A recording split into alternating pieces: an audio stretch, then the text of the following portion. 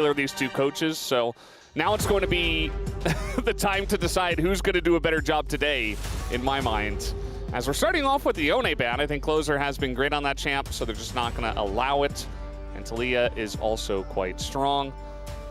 No Rise for Vikla. A Rise ban on the blue side, or rather on the red side, when Rod of Ages was already nerfed, and I don't really see Vikla as a big Rise player.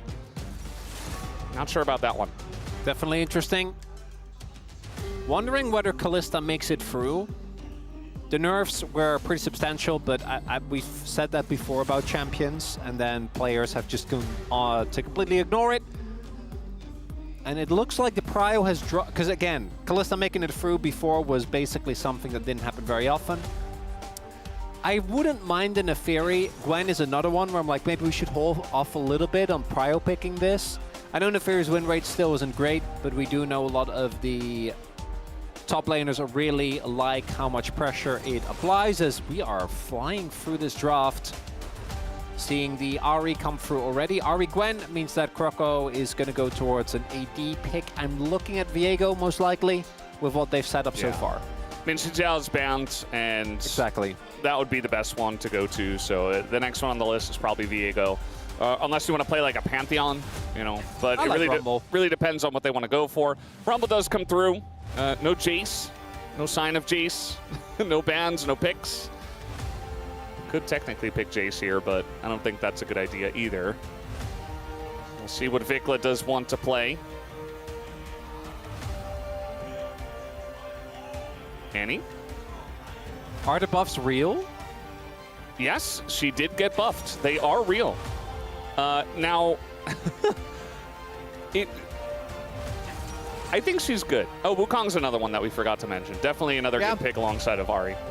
See that combination a lot. I like the Wukong a lot more than the Viego as well. I think Viego, when even players like Cuz and Owner are not winning on it, that's kind of when you know. As we are getting some more bans here for Diablo. Banning one of the Lovers duo makes sense. I guess in this case they are going to go for the Xayah. Don't have to really be as worried about the Rakan.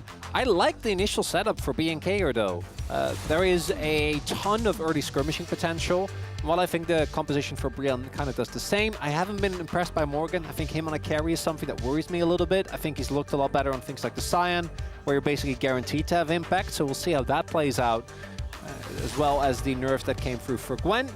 And then Kroko on a pick that doesn't get to have as much early agency. You really need 6, and even then I think Wukong is one of those champions that's starting at least 1, but ideally 2 items really starts to take over games, which in BNK might be a little late. Kalista ban this far, and I do think it makes sense, right? She got nerfed, but she is still a strong AD, and it means that you have a little bit more leeway in what you pick up here. Is it just... yeah, I was about to say, is it just Varus? Looks like it is. Yeah, Varus comes out. Kalista, very good pick for Diablo 2. So, as you were mentioning, I think it's a great spot to ban it against him specifically. Ezreal is the response here into the Varus. So we'll see what he does want to play alongside of that. A lot of different things you can play with Ezreal. Leona did just get some buffs, so I think that's another good choice there as the immediate Braum lock-in. I think all of Brion's lock-ins were almost immediate. This one I'm not so sure about. It feels to me like the Brion comp is one where you look at some of the individual parts and it looks nice, but then the comp as a whole, to me, feels a little off. I do think that you have a ton of value of Braum into Leona. That makes sense, right? You have a strong, what I assume will be an on-hit Varus to play with the Braum. Strong 2v2 lane there. But as a composition as a whole, I feel like it does really lack some serious firepower if you do struggle in the early skirmishes. And I'm looking at the enemy team. Besides Merc Treads, they're going to get a crazy amount of value, right? There's Leona, there's Annie. That is going to feel Rumble. great. There's Rumble as well. But the early skirmishing against that composition can get out of control very quickly. I think that's what BNK's their biggest strength has been. And I'm worried about Morgan on this Gwen. Not convinced. Yeah. Definitely worried about the Morgan Gwen. It's oh my God. Day. Wait, what? They know! It's our bro day. It is Degon Day. There he is, yeah. Vampire Weekend. Oh my God, I love Vampire Weekend. Are you a Vampire Weekend fan? I mean, I've heard of them. I haven't listened to them much, but I do know about it. Good enough. I'll take it. From At least I have information about it in my brain. Yeah, from my pop culture non-knower, Brandon Valdez, I'll take that. From your local unk that knows nothing about pop culture, yes. That is me. We are at the LCK. I still don't know how you did that. It's remarkable, really. I don't know. Snuck my way in. This draft, as you mentioned, you know, there are certain parts that look good. I think the Braum might struggle a little bit. Nice pick potential, but we'll see if they can actually do that from behind as we hop in the rift for game number 1.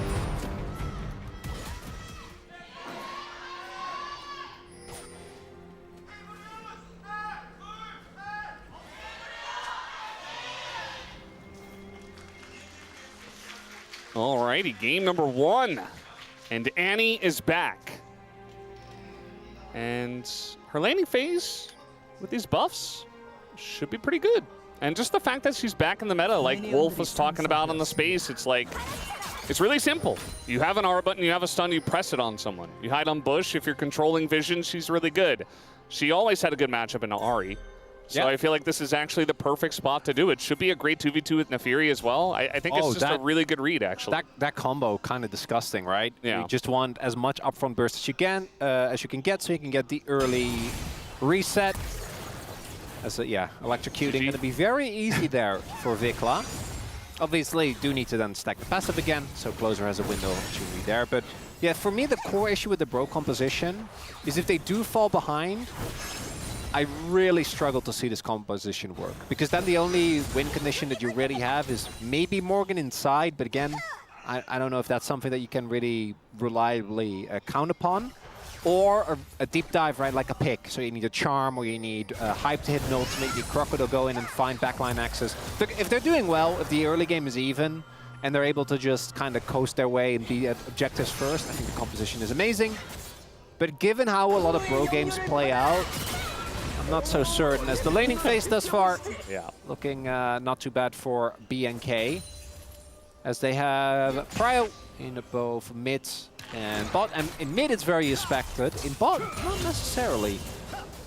Yeah, not necessarily. I feel like the Braum isn't doing all too much. Like at level 1, he should have been able to maybe do something with the Varus, but they didn't do that. So they did not. So because they did not do that, they're going to fall behind into level 2 and hit it later, and Ezreal's level pushed in by Ezreal. Is quite strong. So maybe they just didn't want to take the risk. And Diablo and Kellen have been, again, can't believe I'm saying this, maybe our best 2v2 duo when it comes to the pure laning, because I've seen them beat Ruler and Duro. That did happen, and we did see them beat the T1 bot lane. Wasn't it both iterations as well? Okay, T1 bot lane kind of beat themselves, but we gotta. Does that really count? Okay, but they did it to so many teams that I feel like Viper and Delight? I don't remember actually. Yeah, I don't actually remember. But I do think matchup. Yeah, Viper and Delight are also known for kind of not really losing ever, right? At worst, they go even. Generally.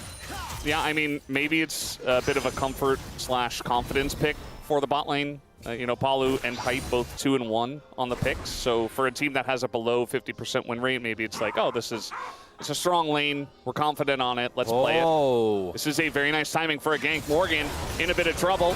And getting the turret aggro is Raptor. Going to go untargetable. And it's a very easy setup for first blood. No flash available on Morgan, who did go exhaust, but it did not help him survive there. I know this comparison has been made already, but the more I think about it, Neferi is really just AD Elise. You got your little units that are just running around, but the dogs are even better. And you have your untargetability, can reset turret aggro very easily. But I gotta give credit to BNK. The confidence there to just be like, yeah, you have exhaust, we don't have any CC, we don't care. We have enough damage, can take you down. Even the level up, not enough, and that's Morgan falling substantially behind here, and I don't even really feel like it's his fault. Like, what can he do? Right? Obviously, he was chunked a little bit, but it wasn't like he was extremely low. Not blind Gwen. Well, yes. I think that was the nerfs. The choice. Yeah. Well, but here in this situation in the game, no, there was nothing he could do. Well, it's where I go back to just slam sign for game 1. It's fine. Yeah, at least there you get the wave if you get dove. And you also don't really care. If you fall behind with Sign, it doesn't really change your matchups. Whereas if Rumble gets ahead, Gwen actually doesn't get to play the game. Like, it's still fine now, but the kill did go over the clear. If he picks up a second kill, starts chaining plates, things are not looking good for Morgan. It's not end of the world just yet. But BNK, I think, want to try and play as aggressive as possible before the entire enemy team is going to be walking around with mercs, because that is going to, well, not Hype, he is cleansed, but everyone else, I think, should be looking towards that. See the way that Clear is playing this as well. He's very up in the lane. He's behind the enemy minions and just denying Morgan from really getting close at all. Able to freeze it right in front of his turret. There's some vision in the river, so Morgan knows he's safe, but he's just going to go for a quick back here. Now this first dragon is going to be given over to Bro, so they do get this objective. And, you know, there's no grubs yet on the new patch, so it's not like BNK are going to trade it out for anything, really, except a bit of damage. As Diablo, you're not going to stop him. He will keep pressing forward. He will keep looking for more and more damage, and that's exactly what he does to Palu. That E forward, that really has been Diablo's season in a nutshell. Did they overstep? Maybe. I think they're okay. Oh. Definitely playing with fire, though. I like how I say that. They're definitely okay. He just goes over the wall. Kellen is going in, but he gets charmed by Closer. And now I think they've really overstayed their welcome here. Nice amount of poke damage does come out of Diablo. This is a fight over the Gromp. That's it. That's all this is. We got a stun coming down from Vikla. Closer goes into a Spirit Rush. The smite is good for Krako. And now Raptor over the wall. A very strange back and forth and a huge Timbers right on top of them in the bush. And that is a huge amount of damage. 2 kills already going to BNK. And Krako has to back. I was half expecting Diablo to flash just to try and go for one more play. And BNK, obviously they want to take that fight because you have Annie, you have a ton of burst, you have Neferi. In these early skirmishes, I think it's just a lot better. If there is a 6 on Krako, I think this is playable. As we see Closer, nice timing on the ult. If he doesn't ult immediately when Vikla stuns him, he just ends up dying. But there is a Tibbers. Why are we doing this? As Vikla, beautiful engage, hits the multi-man, gets both the stun as well as a good amount of burn. And the one thing that I think that Brion needed to make sure wouldn't happen is falling behind in these early... Just wait till 6. Like, at 6, you have Cyclone, you have Hype's ultimate, and all of a sudden, I think you can take that 4v4. Obviously, it's still going to be kind of a skill situation, right? If Vikla finds a stun like that, I feel like always you're not going to be in the best spots. But don't just let Ezreal get, like, an infinite amount of Qs off. Don't just group up for Annie to go in aggressively and find a multi-man stun. Yeah, I think at its core, it was just kind of a team decision. Oh, for sure. That was an issue, yeah. Right? Now, we do have the new grubs here. And Raptor should be able to get at least 2, you would imagine, especially with that top prio. He's going to get 1 without smiting here. And now Krako shows up. He's level 6 now. He's going to send in the Cyclone into Krako. Does he have the damage? Going untargetable here is Raptor, but now the Equalizer goes, but Krako just flashes over the wall as Raptor is running further and further away from his team. Meanwhile, Vikla and Closer didn't even rotate over. They just didn't even want to be part of that fight. Hey, Clear threw his ultimate. He was helping. Yeah, Vikla and Closer didn't. Oh, no, yeah, no, yeah. Well, Closer was getting slightly pushed. Maybe Vikla should have dropped the wave. Nice done for Kroko. That's definitely a big kill. Accelerating your Wukong is always going to feel really good. Good punish on Raptor there. Who, as strong as he is, if you are an 80 assassin trying to play a 1v1 into Wukong, you're not going to be doing very well. Nicely done. Finds the flash over the wall. Ensures that the Neferi can't just get out. He could have ran the other way, you know? Ran towards his top lane. It's almost like someone was telling him that Krako didn't have flash or something. Because maybe they thought he flashed in the earlier earlier skirmish. Because if he doesn't have flash, then yeah, sure, get over the wall. Maybe he doesn't have his dash over the wall because he used it on you. But yeah, I mean, if he just went north in the river towards the Rumble, I think he just probably lives. Maybe or even if he dies, maybe they kill Kroko because Kroko would have to still follow him. Could be. Not sure what the comms were there. A big winner, though, of this whole sequence that we haven't talked about in a little bit is Clear. Because while that bot side skirmish was happening, Clear was ahead in the 1v1.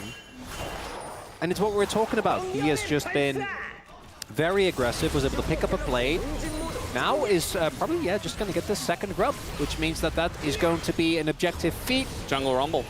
Rumble. Jungle.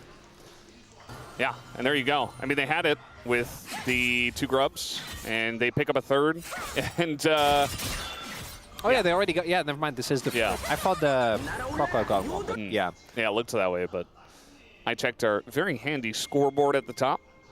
It did show BNK with 2 and Bro with 0. I gotta say, the idea of any dropping a Tibbers with Malignants and Clear then ulting over top, that sounds pretty juicy as far as team fights go. And you have great follow-up, like consider that Leona's going to be in the mix as well. So maybe she starts it, and then you get follow-up from Vikla and Clear, and also True Shot Barrage over the top.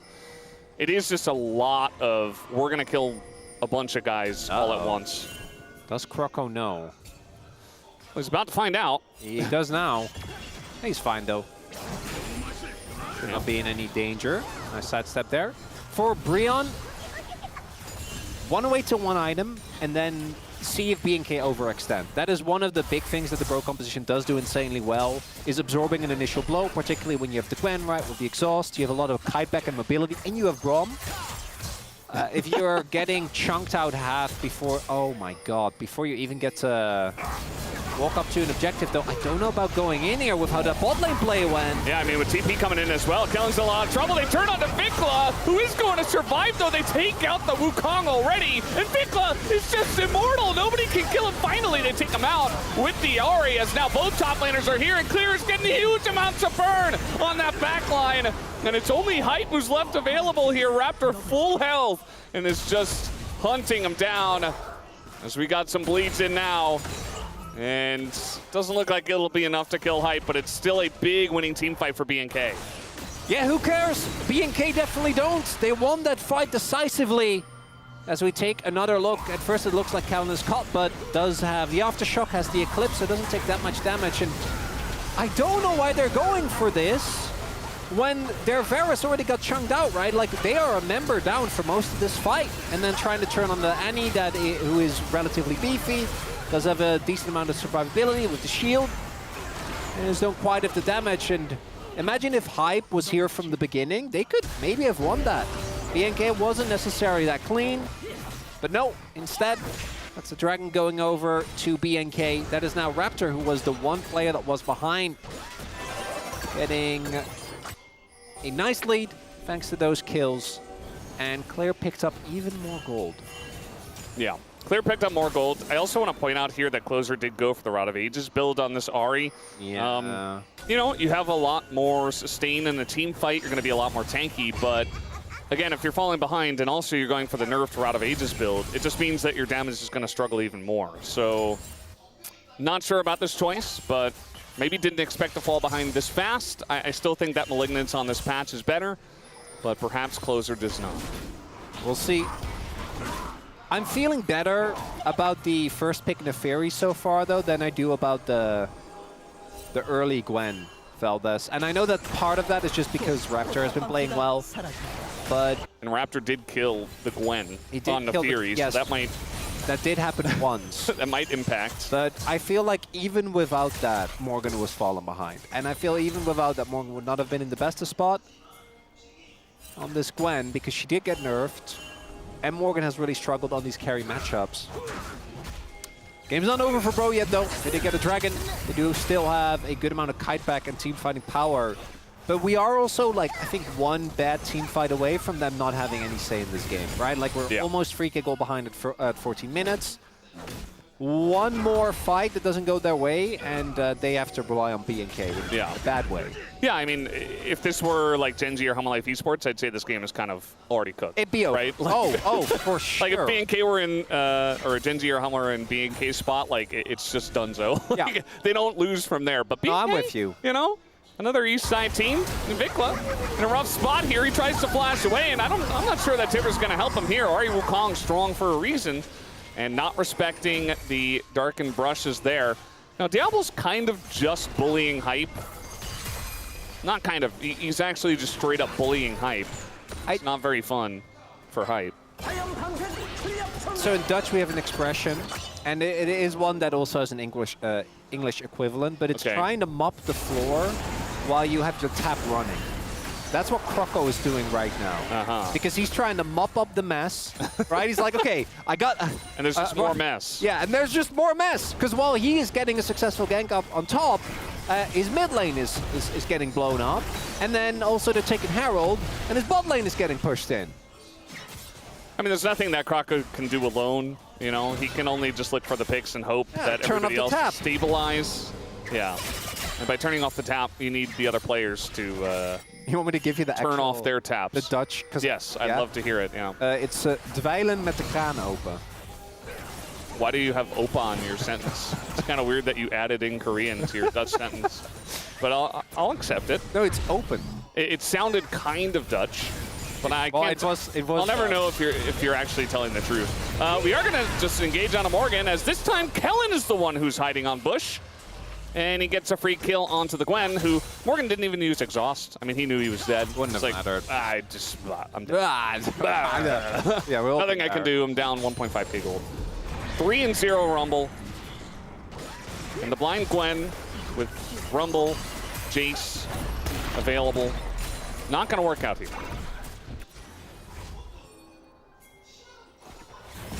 Vicla's like, not again. That is the one juicy target.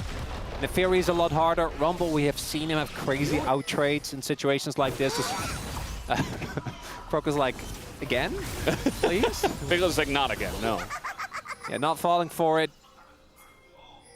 Looks like Vicla sitting on a Giant's belt now. And his team does not like damage, so if he goes for a bit more of a utility-oriented build, imagine he's looking towards like a Rylai's for the big slow on his Tibbers. Level 2 on that ultimate now as well. Yeah, definitely should be. I mean, if you're playing Annie, you drop down your Tibbers. It's very strong. Yeah, it's nice. I don't know about contesting this, bro. I think you maybe just let them have it because it's just a second Cloud Drake. Yeah. And you are... Well, you have it your one-item spike, so maybe you don't want to... Well, that's Hype is going to cleanse, but he is actually going to do a ton of damage to Kellen. That is a big equalizer. It's going to cut off the path of everybody else. They can't get out, and it did a ton of damage. Amazing from Clear. And the rest of the team just can't get in. Morgan does a lot with his needles, actually, but he's alone. He's literally alone against everybody. As now the ult comes in from Raptor, flashes away, baits in Croco, who couldn't get away. Kellen? Kellen is... Okay, Kellen, maybe you took it a little bit too far. It's okay. He's going to survive. Chilling. I actually think Bro had an angle there. It felt like Kellen went in way too deep, but he did not take any damage, and I think that Bro also thought that they could punish him, and then they couldn't. So let's take another. The big difference is that we have the Rumble already here. Because if they just turn on Kellen here, I think they're from that equalizer was so juicy. They're from Clear. Just won the fight before it was played, and then why are we trying to save Morgan? Right? Like, oh, Croco, I'm sorry, but you just have to let it go, and then gets caught off guard, I imagine, by the vision from the Neferi with the ultimate. It's like, I'm safe in this bush. Oh, wait, it's Neferi. Yeah. I guess I'm just dead. And at that point, he couldn't get away, so.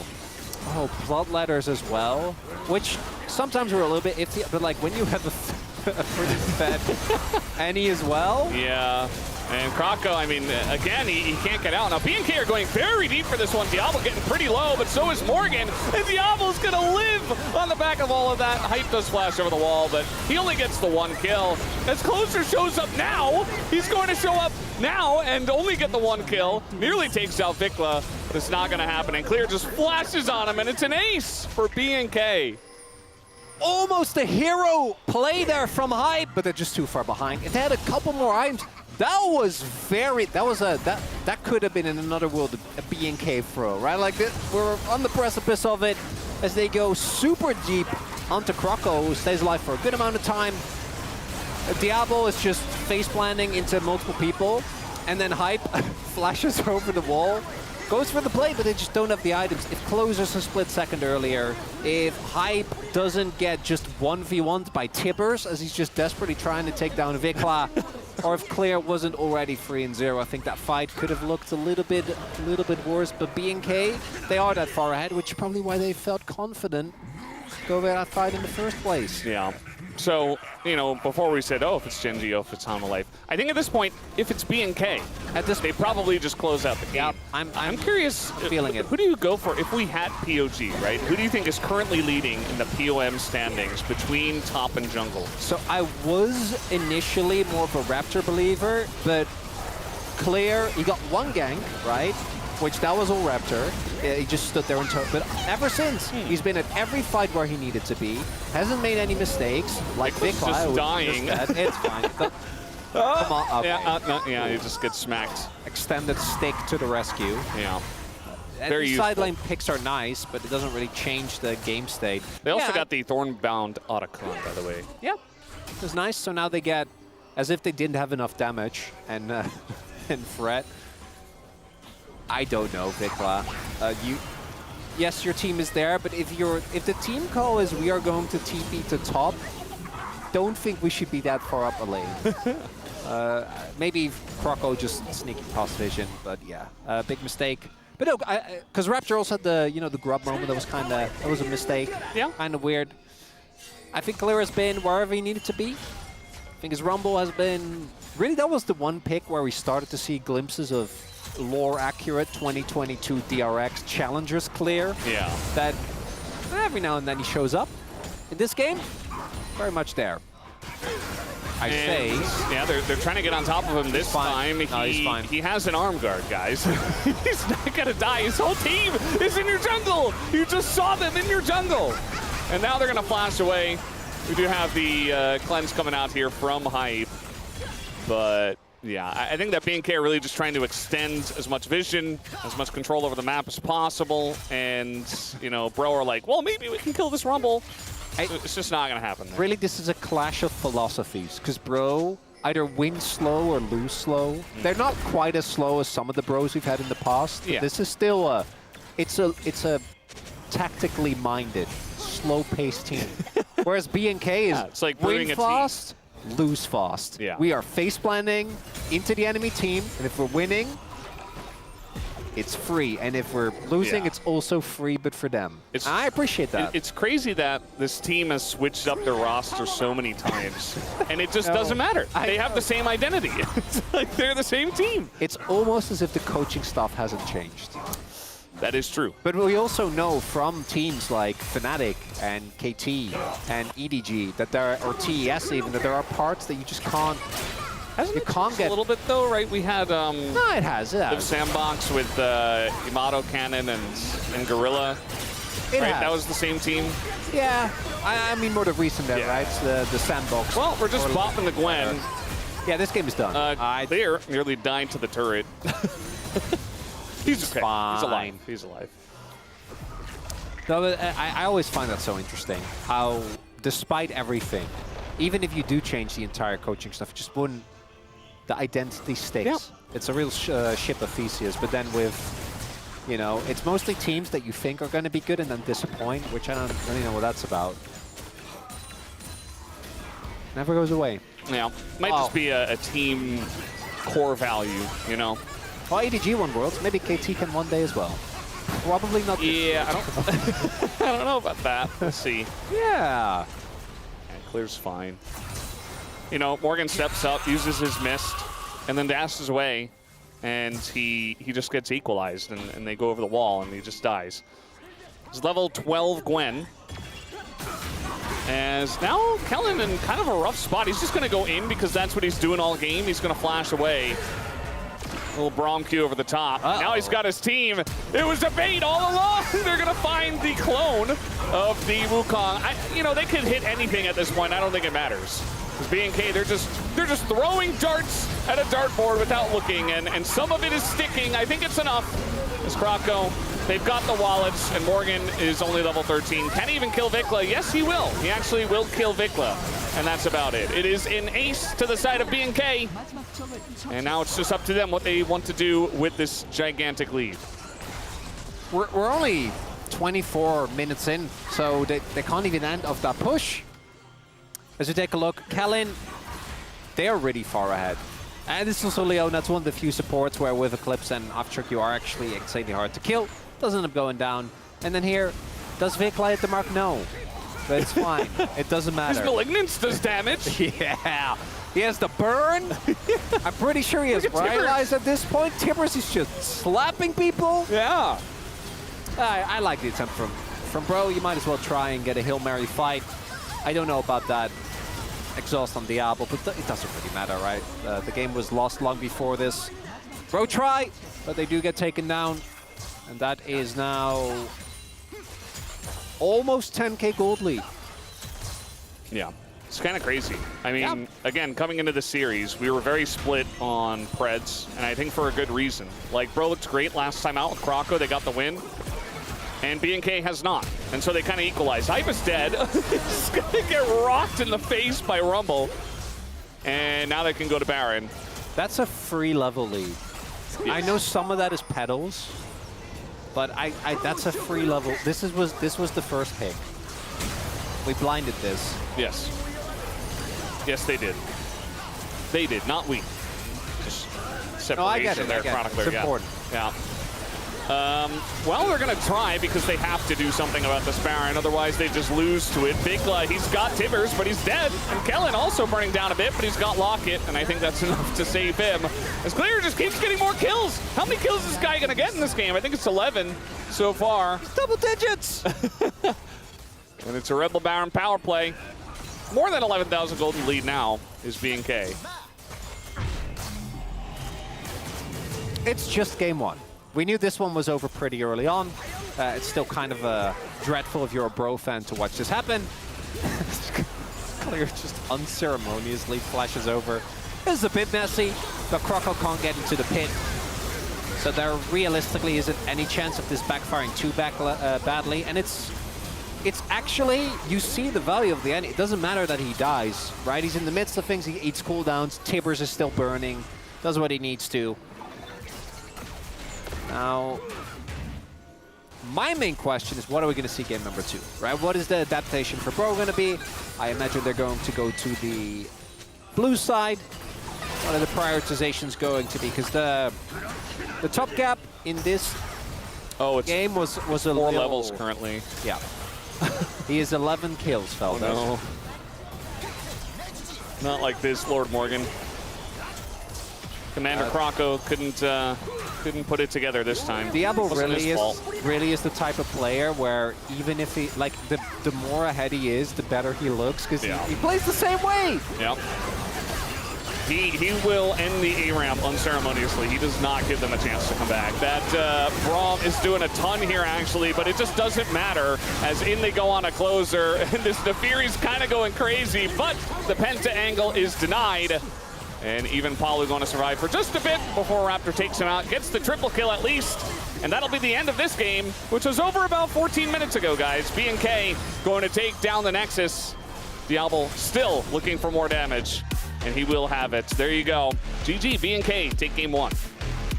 Not going to have any big overreactions. We were worried in draft, and it was warranted. The Annie kind of, I think, catching Bro off guard. And my main conclusion from this is, BNK, big thumbs up for reading patch notes. Bro might want to do a second look-see at them, because I feel like we ignored most of them, and it didn't quite end up panning out here. Because this game, and again, this is kind of how both these teams operate, BNK in particular. If they're winning really hard. But the extent by which still scares me a little bit for Bro going into this game number 2. Yeah, it definitely does. Again, this was very even in the Preds. I think that Bro are better than this, but they really had a weak game 1, a weak draft, and BNK came out flying. They read the patch notes, as you mentioned. Their Annie looked fantastic, even though Vikla didn't even have a great game. Croco did more damage than both his solo laners, Veldas. Yeah. That's not good. It was that kind of game. It's not good. It was that kind of game. And Clear, over 1,000 DPM in this one. Pretty fun one for him. You know, got a gank early, dominated his lane, was there in every single team fight, and well, we'll see what the Faker fans have to say about that one. But Diablo obviously playing really, really well. As guys, we do have B&K with the first victory here. We'll take a break and have the space. We'll be right back.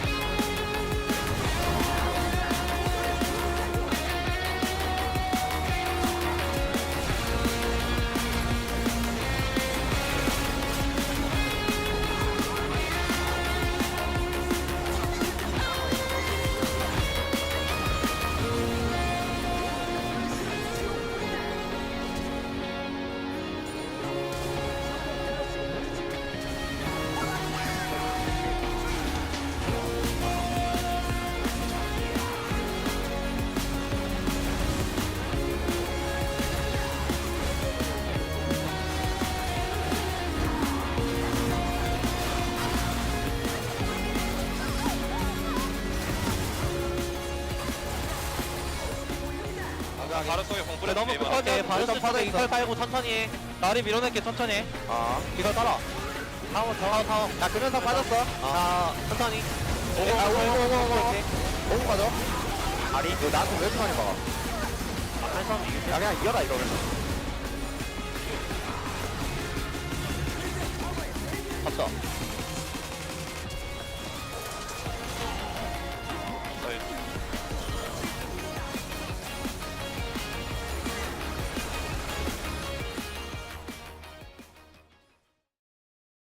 Ongoing theme with some of our teams. He never got a we've seen chance this- in that game one. Yeah, we've seen this with KT.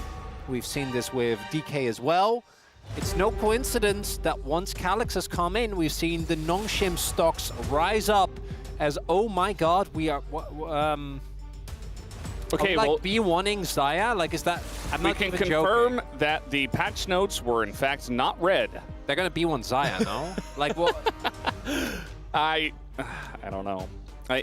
See, Diablo's Like a great Ash? player. Diablo's a great player. I don't think that these blue side bans make sense, even though he's a great player. Skarner ban here, at this point in the meta, I don't think that's a good idea either. I'm not really sure what we're looking at with that one either. So maybe just throwing random stuff at the board and Vi's open. forcing, yeah. Oh, but if you pick Vi, they just go Xayah. And then what do you pick into Xayah? Ezreal's gone. Varus is gone. Kai'Sa. I mean, yeah, but you're not going to be excited about that. Yeah, but it's kind of like, you know, the Jinx? old handshake. Maybe like a Jhin? I guess, yeah. Well, Vi seems kind of makes obvious, sense, yeah. but We get that. They did... Wait, they just slammed Talia Zinza. How did we get here? well, they banned Kalista, Lucian, and Skarner. That's how we got here, Crom. What is happening? Yeah, no, I don't know. I don't have the answers. Maybe This is a real take it away, Veldas. yeah, I was gonna say maybe if you said take it away, Valdez, I would have more inspiration. But at this point, I'm really at a loss for words as well. I don't know what the thought process is here. Also, there was a lot of discussion, you know, with that Azir ban that came out. It seemed like they were not ready to just slam the Vi either. I think Victor's in a decent spot. Okay, that's the first thing that's given me some faith. And I think Victor has a good matchup into Talia, but I also think Croco needs someone to play off of, and it needs to be closer because it's not Hype or Morgan with how they've been performing thus far. And now he's on Victor, and Victor Vi, despite all the arcane bad chest, I don't think is that good. And yeah, obviously you're gonna slam Xayah here. As Xayah into Victor, that is might be a bit rough, but Xayah into Sion and Vi, you're chilling. Yeah. Wait, now you have Nautilus, Rel, Alistair, can even go towards, like, they might have to ban Rakan. They're definitely going to now with the Poppy ban. That's a complete no-brainer. Yeah, I mean, this might be the first ban that makes sense. I'm vexed. No vex in this off. one. No vex, please. Shen. So Shen did get buffed. I think it was like 3 patches now. They had it listed. Oh yeah. So yeah, okay, sure. Shen is really good into Vi, so that I'm Yeah. kind of okay with. But it has to be Rakan next. You also can't pick it yourself. Oh, okay, come on. They're gonna ban Rakan. It's fine. They're gonna ban Rakan. They're It's gonna fine. ban Rakan. It's okay, Chronicler. It's fine. And then they lock in Rel. They're talking a hype about what he's gonna play. Maybe it's Callan Alistair. They're using this timing to talk to hype about what he's We gonna have play. seen the Callan They know they're banning Alistair. Rakan. Yeah, of course. Really have a redemption arc. Maybe they have something else. Maybe they like slam Maokai support. Okay. I was really getting worried about that, so I'm not gonna lie. So we can either slam Rel, or we can slam Alistair. Alistair is a good matchup in the Rel. That makes sense. It's like Kai'Sa Nautilus for Bro here. Kai'Sa makes sense. Yeah. I mean, you can't really sit back and... That kind of works. You have Vi though, so might as well commit. Yeah. That's fine. I'm not too excited about The that. MF is like the one that we didn't really mention for a good reason. How can play into Alistair and TF and Talia? I just don't see it. TF? I think, sorry, Zinzao. I don't. Like, are they picking TF top? I mean, I didn't see that. Did you see the future? back? No, Oh. I'm just getting thrown off by what is transpiring in front of me here. I don't even think that the Bro draft is that bad, but it's a lack of cohesiveness.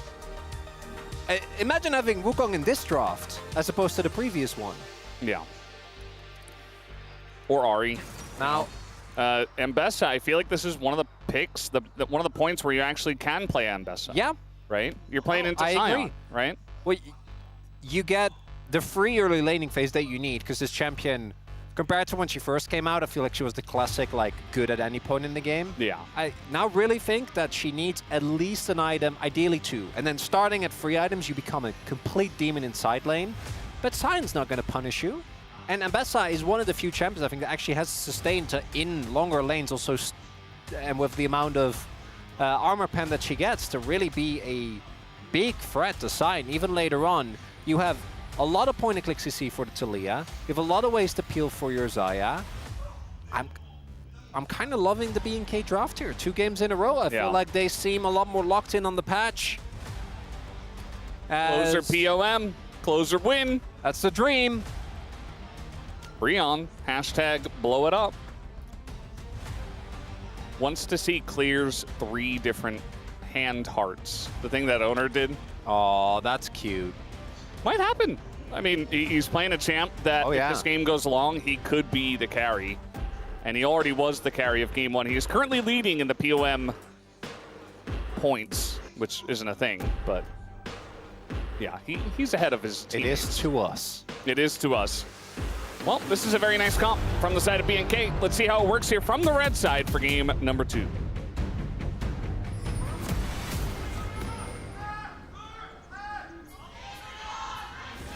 소환사의 협곡에 오신 것을 환영합니다.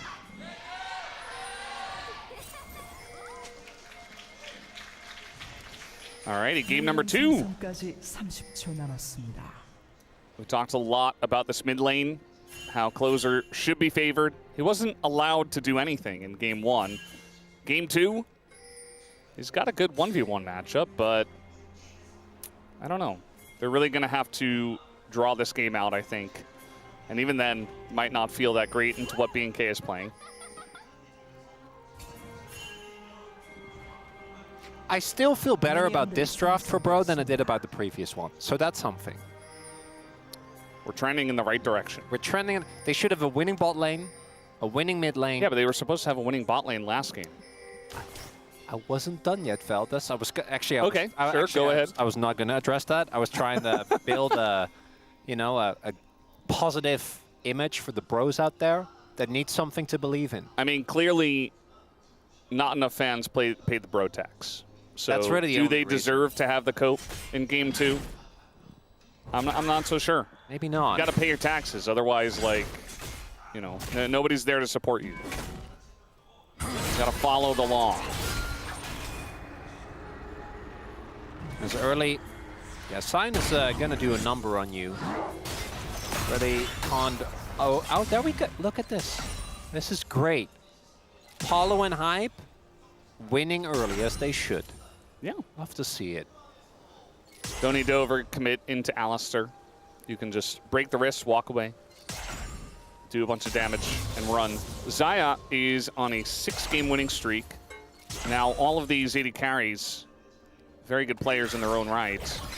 Taliyah also on a 6-game winning streak. All of these players also very good in their own right. But it definitely shows a trend. I think that Taliyah has been at least top 2, maybe top 3 in terms of mid picks. Xayah definitely wasn't on our radar at first, but very quickly became on our radar after we saw it winning more and more.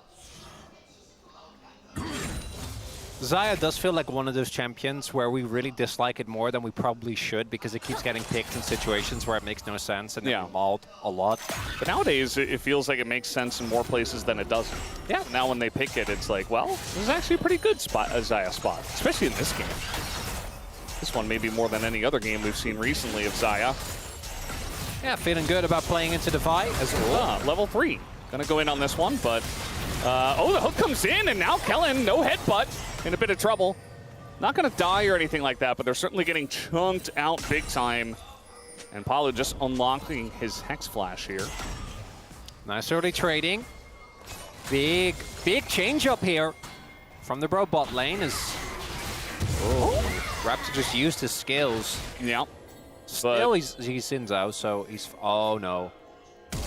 Yep, Flash comes in, no Flash here for Palu. He's in a lot of trouble. He goes up against the wall, and he is dead. First blood goes over to BNK. Meanwhile, Kroko was spotted here in mid, fighting over the little scuttle crab, and Vic was just able to walk away. Yeah, I got no cope for that one. That was not a... That was not an unknown. Yeah, it's not like Raptor was hiding in fog. We should have kind of known that that play wasn't going to work out very early on. Apollo just kind of in no man's land. Not too sure about what the communication was there, but now BNK are on a gold lead again, and Raptor has already started off. So let's take a look at this play. This is fine. Unfortunate for Croco that he loses the flip, but not the end of the world. Obviously, Xin Zhao wins the 1v1. But then here, they're literally on vision! You know they're there. Yeah. You also know that, like, my guess is that Palu thought that him and Croco were going to commit onto Raptor, but again, I don't think you want to do that.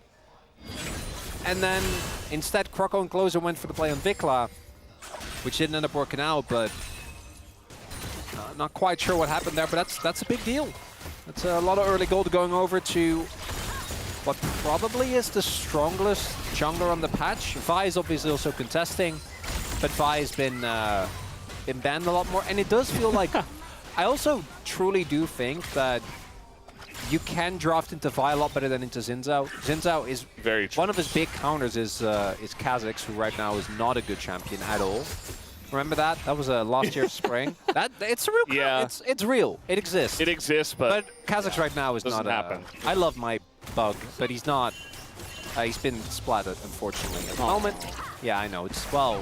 It's not very fun to play into Kha'Zix, but it's really fun to play Kha'Zix. yeah.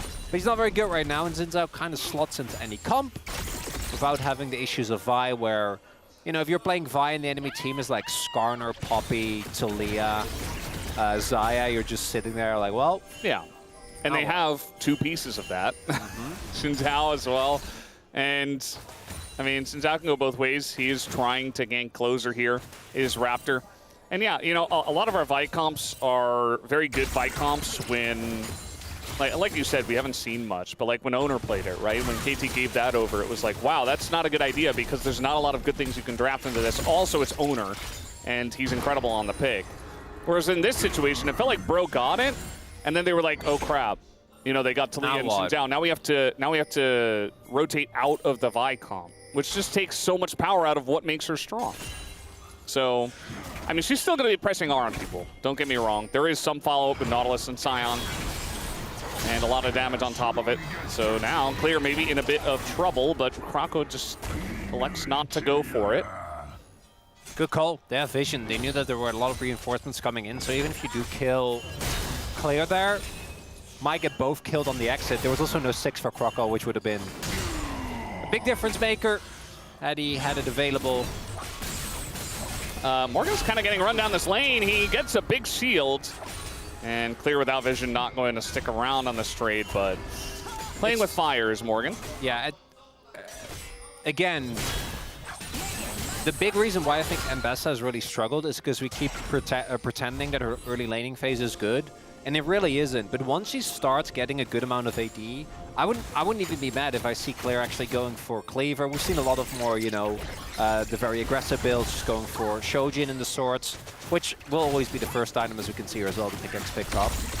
But you can get a ton of value against something like the Scion, because it's going to be heavily incentivized to buy a lot of armor, because you're playing it to triple AD on the enemy side. You can apply it so quickly, and you get so much sustain from your abilities that eventually, I think Scion just doesn't really get to walk up to the wave anymore. Particularly if you fall behind again, and thus far Morgan has been able to avoid that. The Grubs, though, I don't know. Bro did rotate over. I mean, are they really going to fight over this, though? We've got Talia wall. They're going to try to fight for 1, it looks like, but 2 already taken here by BNK. And now BNK are the ones that want to go in on a fight. That is a Xin Zhao. Do they have the damage? No, they absolutely do not. And now Krako is isolated from the team. He goes down as the wall comes in. Kind of interesting from Victa, or Vikla rather. Choo-choo! And, yeah, I mean, at least they get the kill. So it is a 1-for-1 trade, and Bro will pick up the 1 grub. That's still not really worth, though. You deny the grub buff. Look at bot lane. But that's going to be a plate, and a full wave just dunked into the turret there, and it's still a 1-for-1. Take another look. What happened here? It's Xin Zhao. This is why Raptor feels so confident to follow up. And actually, really nice done by Kellen. He's the one that knocks Krako further into the enemy team. Gives his life for it, but that's a trade that I think you're willing to take. And normally, I'm sure that BNK would have kept fighting there, look for the free, because BNK, you know, fight to the death, yes. Or what else do we do? But nice ult from Morgan to ensure that they deny the grub, but not a kill for Raptor. And Diablo, who have been struggling a little bit in that lane, let's say as he misses a cannon, still struggling a little bit. Still struggling. He had been, and also he's still struggling now. It's ongoing. Yes. But he did get a full wave and a plate. So now all of a sudden, that gold's even. And if I could pick which AD carry I would have, if you get to like 2 items onwards, we all know it's Xayah. Yeah. She is a little crazy once you start stacking. And this game feels a lot more like a Bro and Brew. So they might get the opportunity. Yeah, I mean, really the onus is on Bro to get stuff done with their Vi. But as you mentioned very nicely in the draft, it's like, well, you know, are you ganking for the Scion into Mbessa? Not really, unless it's early, which he looked for but missed. Are you ganking onto the Talia? Maybe if Vikla's very pushed up. Maybe the bottom lane with Palu? But that's a Xayah down there, so are you really killing him? And the Alistar? I don't think so. So you're not getting value out of your Vi. And we're just going later, where Talia, Mbessa, and Xayah all scale. So the Bro and Brew is actually a BNK and Brew. It's like it's a new brand of brew. Bought some new coffee beans, you know. Which, by the way, oh yeah, I was gonna ask you about that. The only on that note, to me, the big saving grace is Closer. I do think that eventually, unless BNK are really good at actually pulling the trigger and going for fights, Closer does kind of 1v9. It's a full melee comp, effectively. At least Xayah has some range, but it's not really what she's known for. It's more the kite back. He's got some range. Not as much as Victor, but... Well, yeah, but what I'm saying is if you have 2 teams kind of standing, looking each other in the face, I do think that the Victor can really take over. But I'm not too sure whether Bro will be able to actually play that out. And it's not like BNK don't have great ways to start fights. Clear can go in, so can Kellen, so can Raptor. As we're actually engaging here.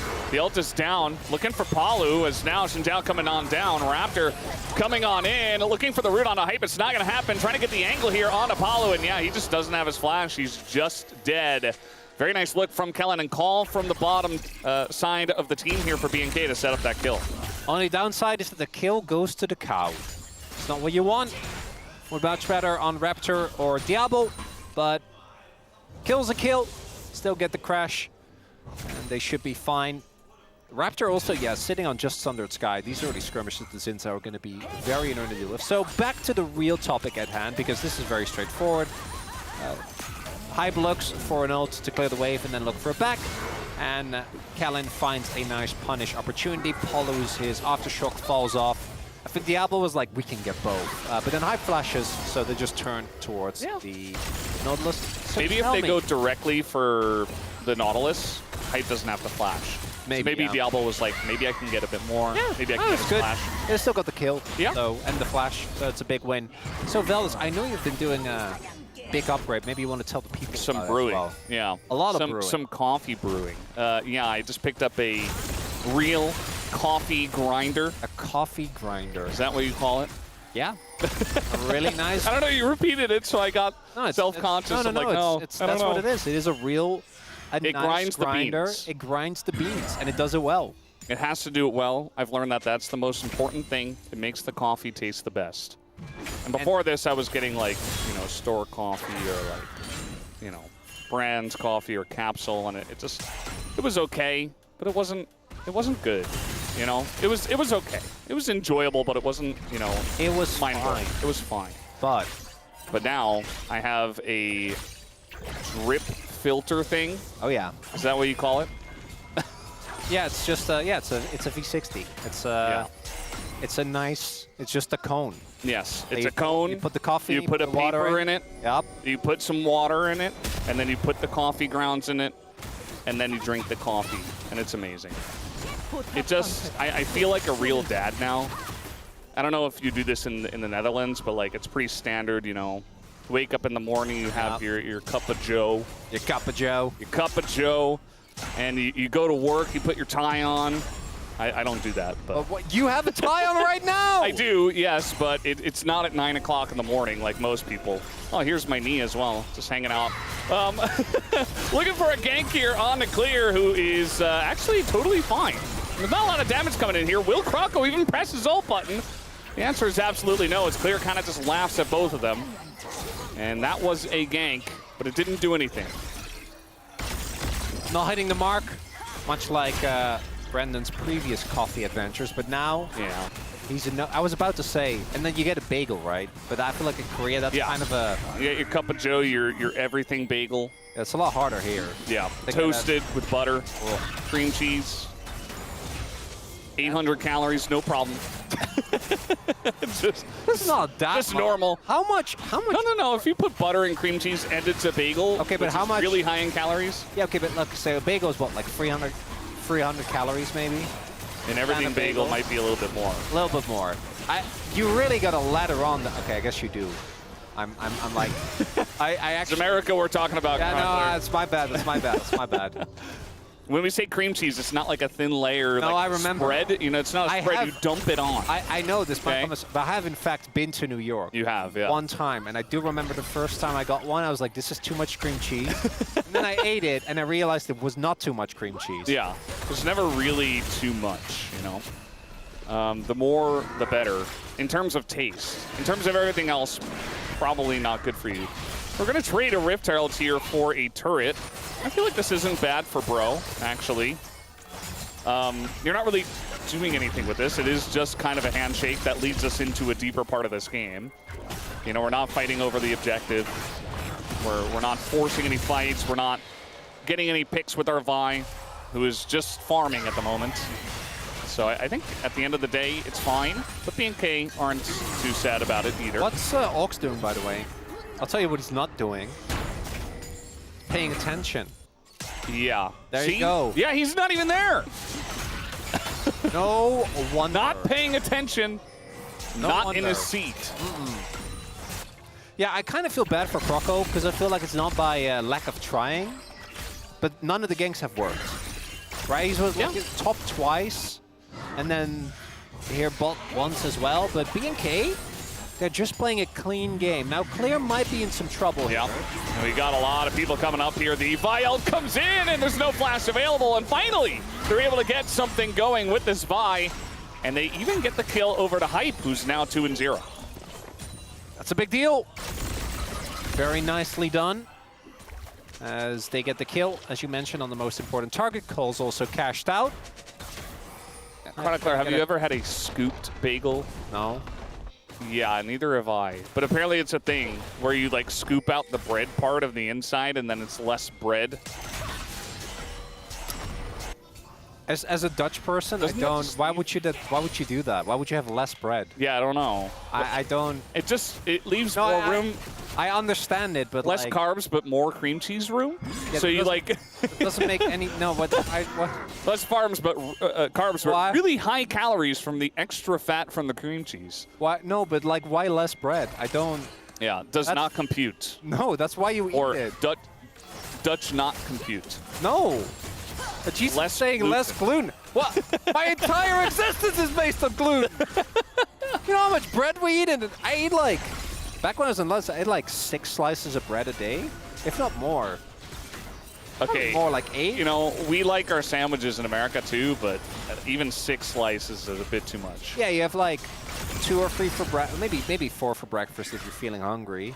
And then you have lunch, and then you get home from school. How big are the pieces of bread? I don't know, like this. That's pretty big. Yeah, but it's whole wheat, you know, so it's good. It's like just like normal pieces of bread, something like this. Yeah. And then you just pretty slam your cheese or your chocolate sprinkles on there. And then, not again with the chocolate sprinkles. They're good. They're good. They're good. It's nice. it's good stuff. So then you know, you get home from school and then you're kind of hungry, but it's not dinner yet. So then you. And this time it's rainbow sprinkles. 2 more. Well, no, personally I'm a big fan of the peanut butter and chocolate sprinkle combo. That's a Dutch classic. Very good. I mean, it sounds like a good dessert. I don't know why you would eat that for breakfast. Well, look at me. I turned out all right. You did. Nice. it's good food. And then you have your glass of milk. You know, one of 4. 1 of 4. Nobody drinks that much milk and is okay. Something went wrong, Chronicler. You just don't know it yet. I don't know what to tell you. There is a problem. Yeah, I don't know why I was very surprised by like the bread for breakfast with the chocolate sprinkles, considering a lot of Americans just eat cereal. Cereal's definitely Breakfast cereal that's very sugary and like Pop-Tarts, toaster strudels. I mean, that sounds like a great dessert.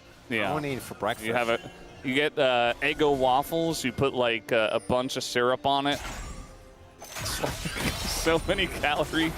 Tastes great though. As I'm saying, it's a great dessert. I won't want to. I'd just be hungry again. Yeah, but for then like you 2 say hours. your chocolate sprinkles are a dessert. Oh, They're no, clearly a dessert. that's different. No, it's not. Yeah, it's different. What do you Because it's mean? dark chocolate. Okay, well, I guess.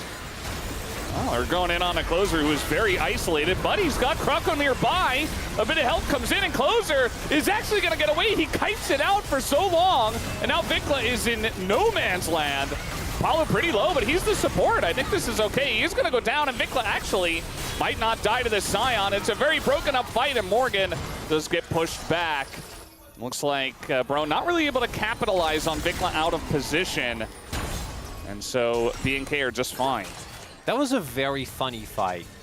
It did not go the way I expected to go on multiple occasions. And we can look at that again.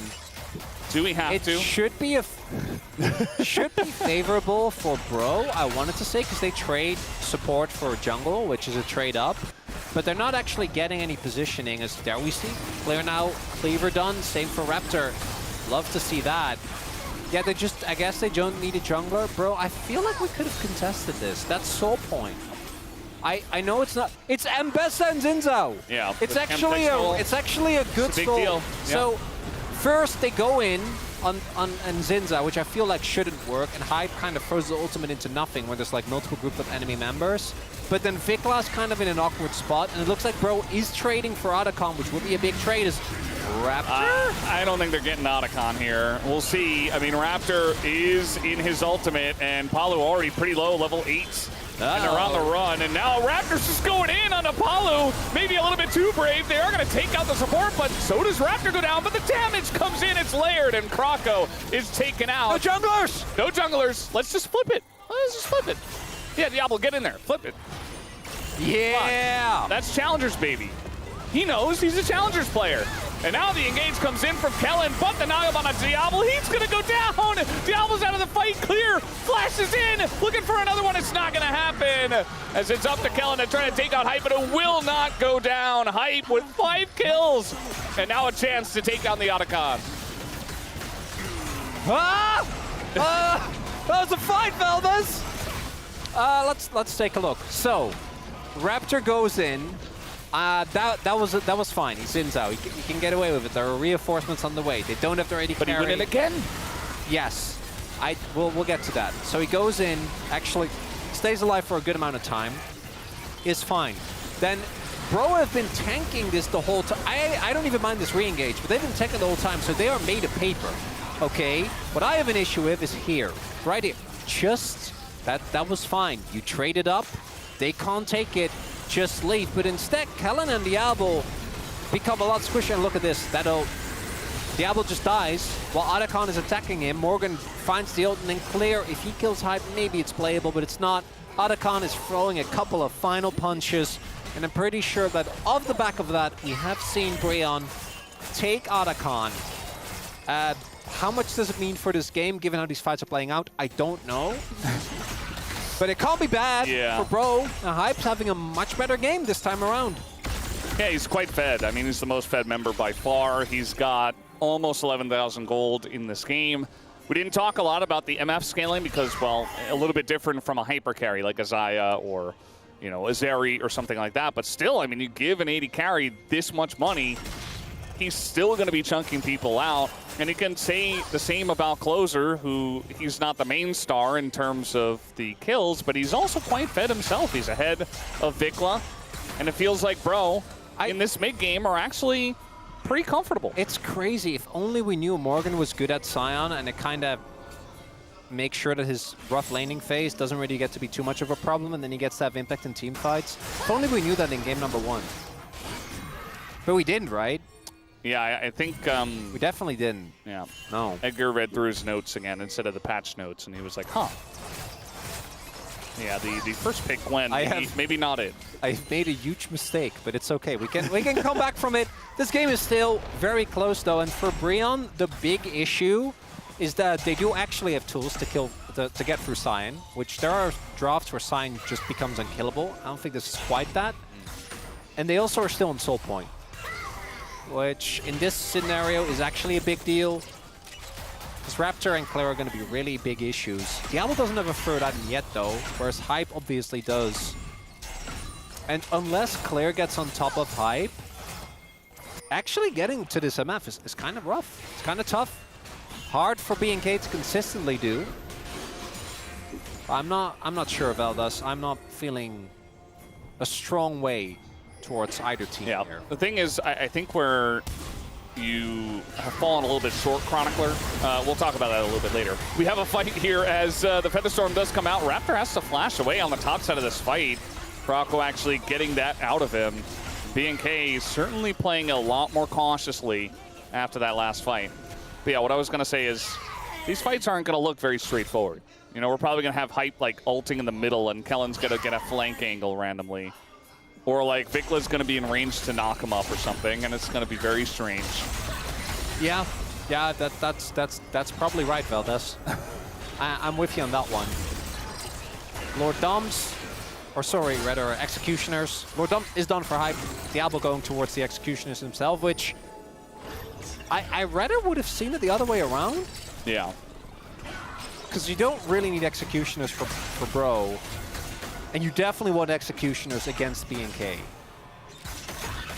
A bit quizzical about the decision.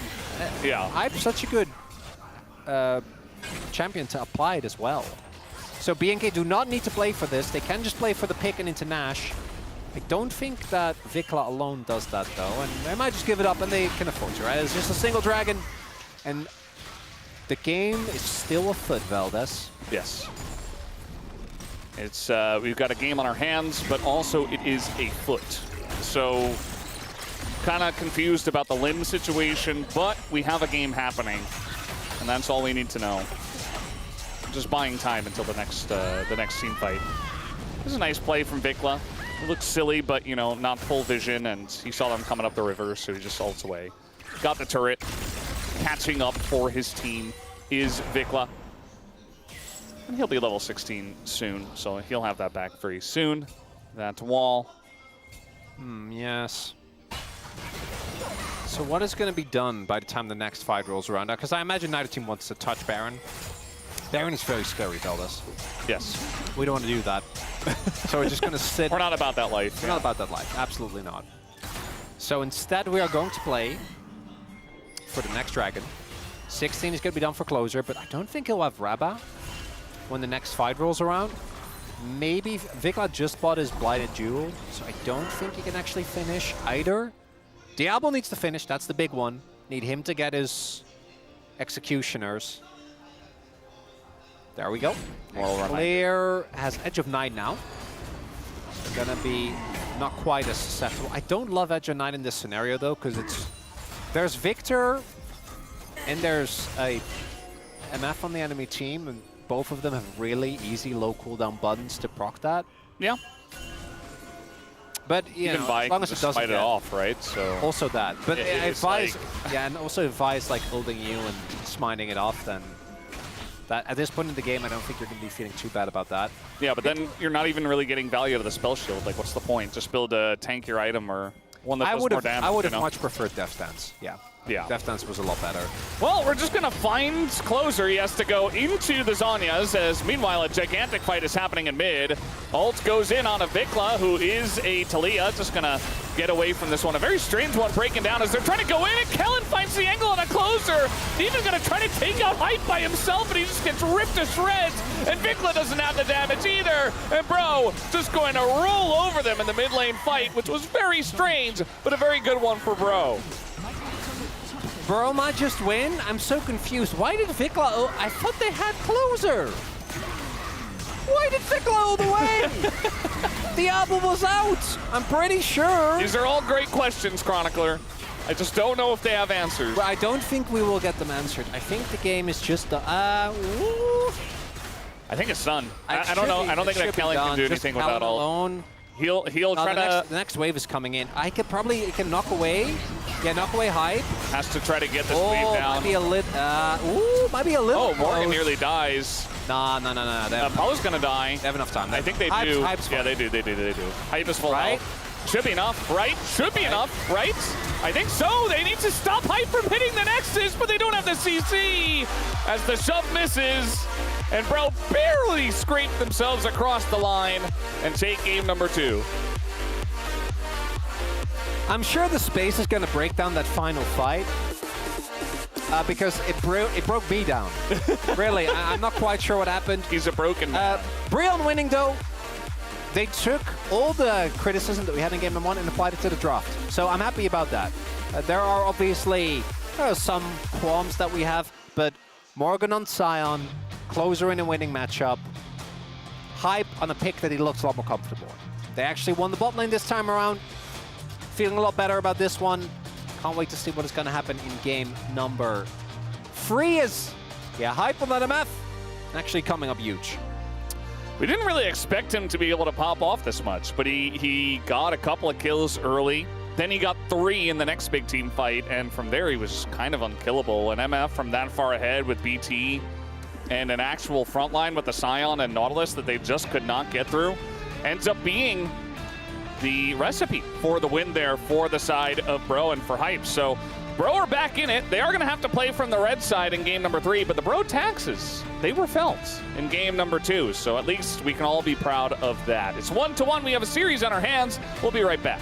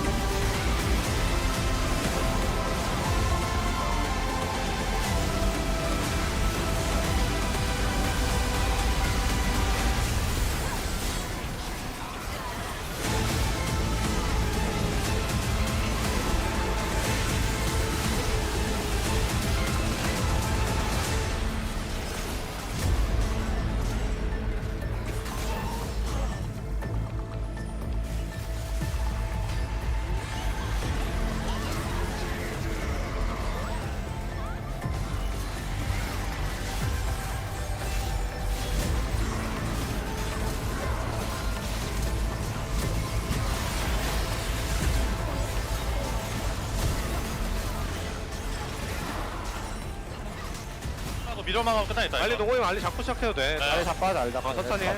다음 회복까지 써도 돼. 다음 회복까지 쓰자. 다음 회복 쓰자. 타워 이따 하나 깨자. 네.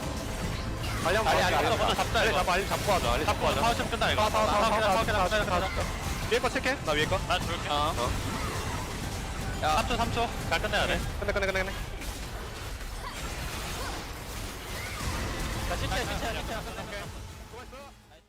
As long as they're costing. We're all bro to him. Yeah. Well, he's American. Nobody's unlike unique. you Yeah. from New York I'm definitely not American. and Korea. Yeah. So Yone, Kalista, Aurora going to be banned once again. They banned this on red side. They really don't want to see the Aurora. I do like the assessment of closer is the problem. I agree. Vikla is also a little bit the problem after that last game. I'm just glad when the space does a breakdown and they're like saying the same thing that I was yelling internally when that play happens. Yeah. Where it's like just, the wall was fine. The wall was not the problem. But everything else was. Ash gets taken away. Even the Kalista was already gone. Do they want to prio pick an AD carry? Is Jace. Jace is up. Don't mind that. What else do you want to blind here? I think Jace is fine. Gonna be Rise for Vikla instead. Yeah. It is good into a lot of Closure's champion pool. I do think Closure always looks the best on melee characters. We'll see what Closure has. There are, I think, a lot of hard counters to Rise that just Don't get played. don't get played, or Victor's already out. I don't know how Closure's Anivia is, but I imagine that's Yeah, it's gonna be like no. Orianna, Orianna, maybe. Nocturne, Ori. Yeah, I mean, I think that's fine. Although it is Closer's Orianna, which Yeah. isn't really the first 10 champions. It's not within the first 10 champions I think about when I think of Closer. But, I mean, if he's confident, he does look a little bit bewildered at the moment. He's not really saying anything as Croco picks him Orianna. It's not a good number to pop up there for the Orianna. 28%. Not too hot here for the mechanical lady. Speaking of numbers, you know, both Talia and Zaya lost their winning streaks in that last game. They did. That they did. 6 was the magic number. There's gonna be more. Chase, no brainer, does also tell us where the Rise was going, but looks like Vikla's happy playing that matchup. It's kind of funny that they, you know, they saw them hovering between Jace and Rise was selected, but Jace wasn't even looked at for Like, Morgan. I guess it's not funny because we Lilia? know that he doesn't play We just Jace. know he doesn't play Jace, yeah. It's So like they just Lilia, didn't first maybe? pick it. Skarner. I can see it. I don't like the idea of Raptor not being on a carry. I think he's been the most consistent member of the team. Can peel well at least. I Yorick. So, I was watching the Bouse, you know. As you do. He was just ranting about how OP Yorick is. Yeah. And I think, to a certain extent, he's very easy to play, and it's hard to mess him up. And yes, in certain matchups, sure. But here at the LCK, Yorick just hasn't found that much that much winning potential. It has won some games, but I'm not sure about it into Jace. I know that Morgan's a big favorite of this Yorick. He does like it a lot, but I don't know. I'm not convinced. Might have just been a slam Malphite angle. You're still asking for that. I don't know. It's, Well, you know, if- with Orianna, it feels pretty good. Well, you have Orianna, Nocturne, and with the best game we've seen Morgan play is on Sion. Just saying. It's going to be Yorick instead. Yeah. Lulu, Elise, Ban. So maybe a Rakan prio pick here to have further follow-up. Poppy's gone. Or not gone yet, but I imagine Poppy will be gone. So if you're BNK, I think you just leave it open so you can pick it into the possible Rakan. Yeah. But then maybe they don't want to just straight up pick it. Or you just ban Rakan instead. So no Rakan. Poppy and Rel, probably. That's what I'm looking towards.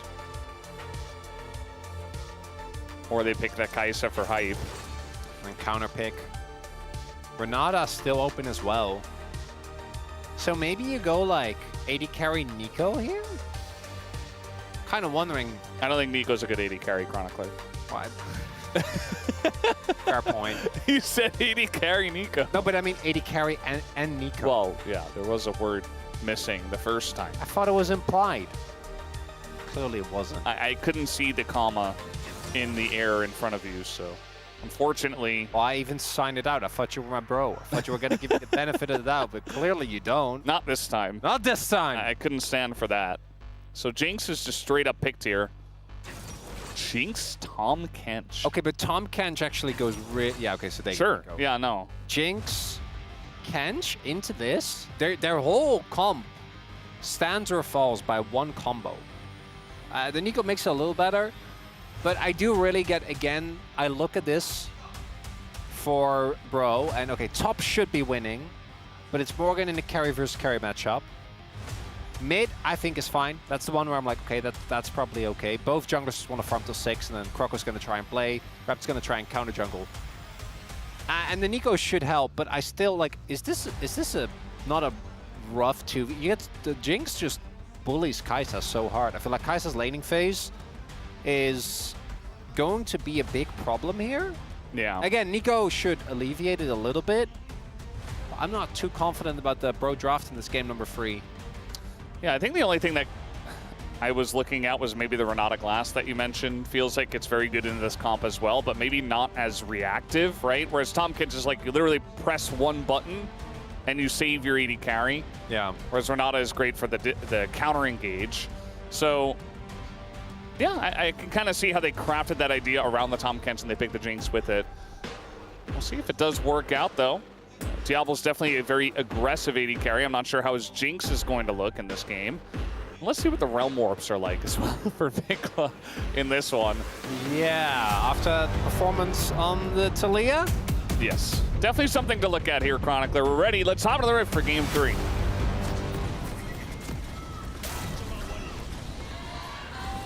소환사의 협곡에 오신 것을 환영합니다.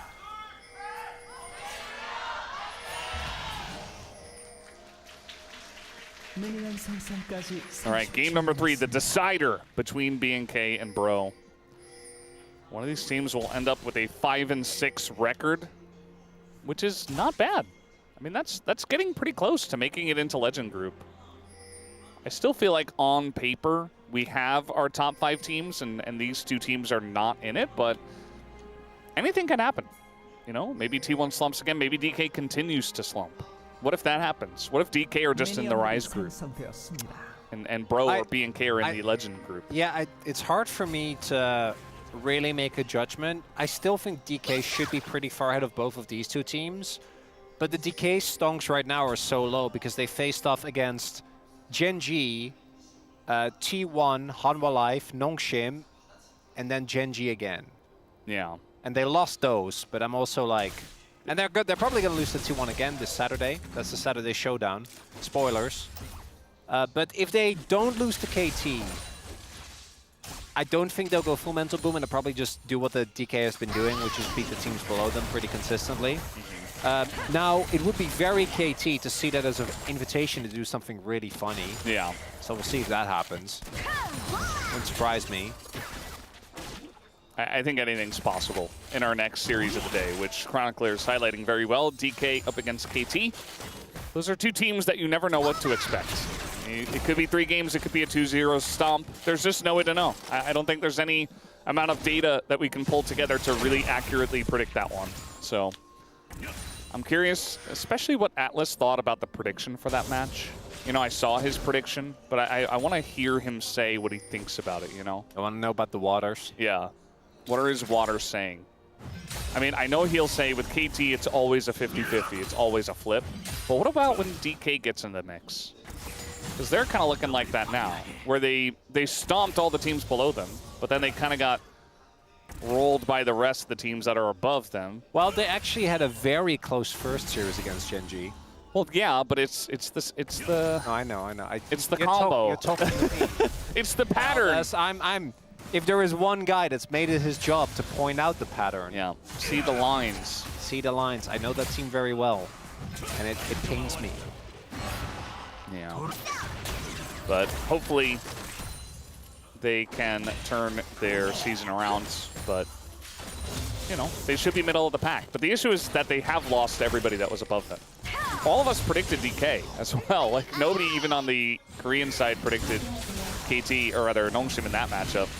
Vikla getting pretty low. The Orianna does pretty well early into this guy. So Vikla is just going to have to go for a back and a TP.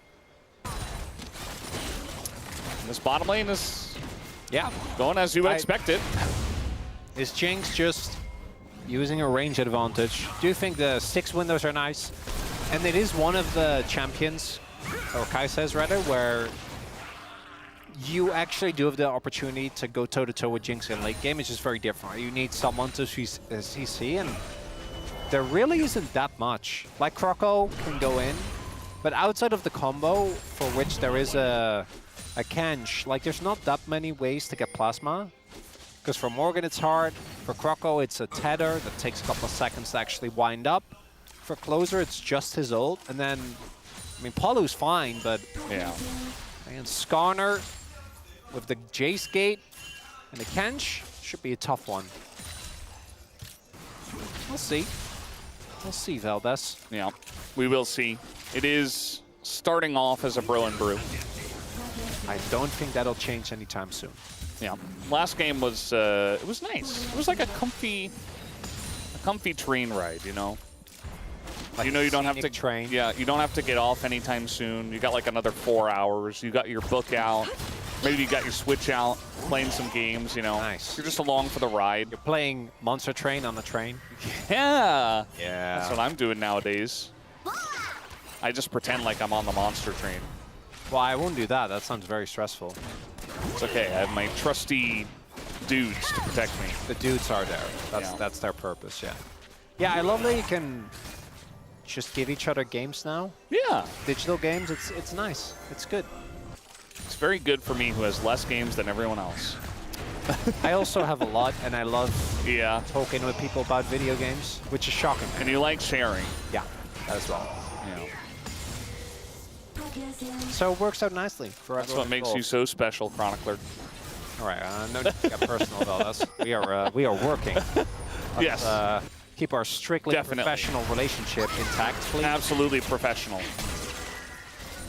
Well, the LCK is known for how professional we are. Absolutely. We would never go off topic.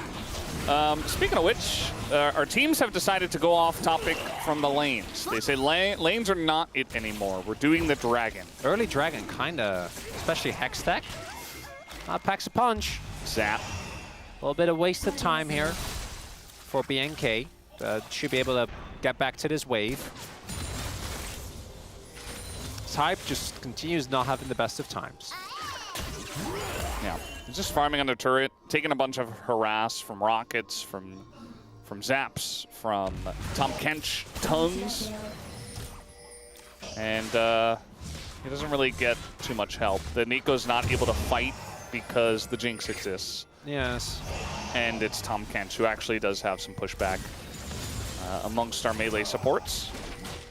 Speaking of which, they're going to get the heal out of Palu. And Kellen, he was definitely thinking about it. He was absolutely thinking about it. Doesn't pull the trigger, though. Probably for the best. Croco is a level up. Yes. Are we 3v3ing? Just going to pull it into the brush and try to snipe it down. Or smite it down. That works, too. Oh, my God. One more minion, and Raptor can just try and make a play there. But he's still 5. Very sad. Yeah. Poor little Scorpion. So we almost had action. No, we know we didn't. I mean, if he was level 6, maybe they try to do something. Maybe. In their own jungle. That's one of the spots on the map where teams throw all the time. Okay, a little ult in here on a Vikla. He's not going for the kill. He's just trying to chunk him down as much as possible, especially because Vikla's TP is not up yet. Nice ward there, Vikla. Not going to get over the wall. I think Bro as a team, they would love visual novels. You know, where you have to invest a lot of time to really get anything out of it. They just keep building up, and there's all these mysteries and questions that you don't get an answer to anytime soon. Maybe. Makes a lot of sense. I And still based don't know on the what's going to pace. happen in this game. Do we get any pings here from Bro is the question for me.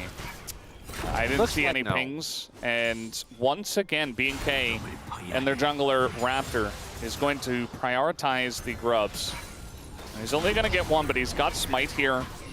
900 damage. Should be able Definitely to just get smite this two. down Yeah. and just back away. There's not really much that a Yor can do to his Karner. So, yeah, he gets 2 once again. Yes. Interesting. Indubitably. Interesting. So that is one of the feats, right?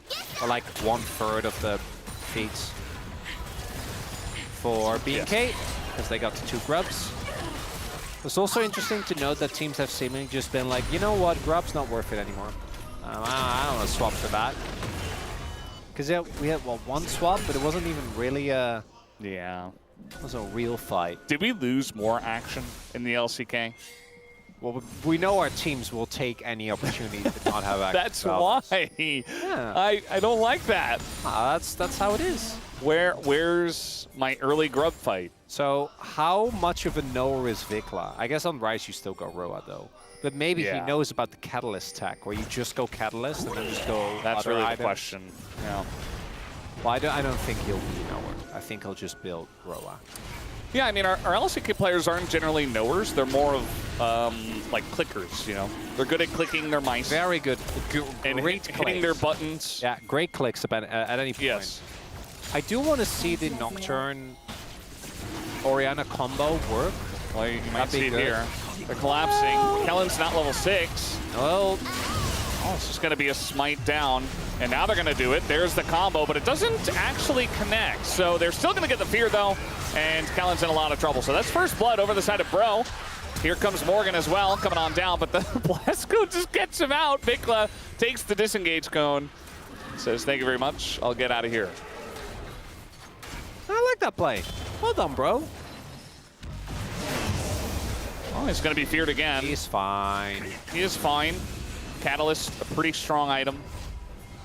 I mean, it's not like Croco has items anyway, so No. it's not doing anything. Sitting on a longsword and a ruby crystal. Not very impressive, but he will have a juicy back. There's a Tiamat. Ooh, that is Strikebreaker. Yep. Close to done. Clear though, gonna be feeling pretty happy as he gets this shove in. Morgan needs to catch the wave, so can't really go after him. But with the TP to top, Claire wasn't even able to get a plate. So I think Bro pretty happy. The Drake did go over to B&K though, which is a nice win for them. Maybe a Chemtech angle once again. Oh god. Perfect for our Bro and Brew. Ox, are we paying attention? No, we saw last time he's not at his post. I don't know. Maybe he is now. Nah, I don't think so. So he got 1 kill. And all of that. Yep.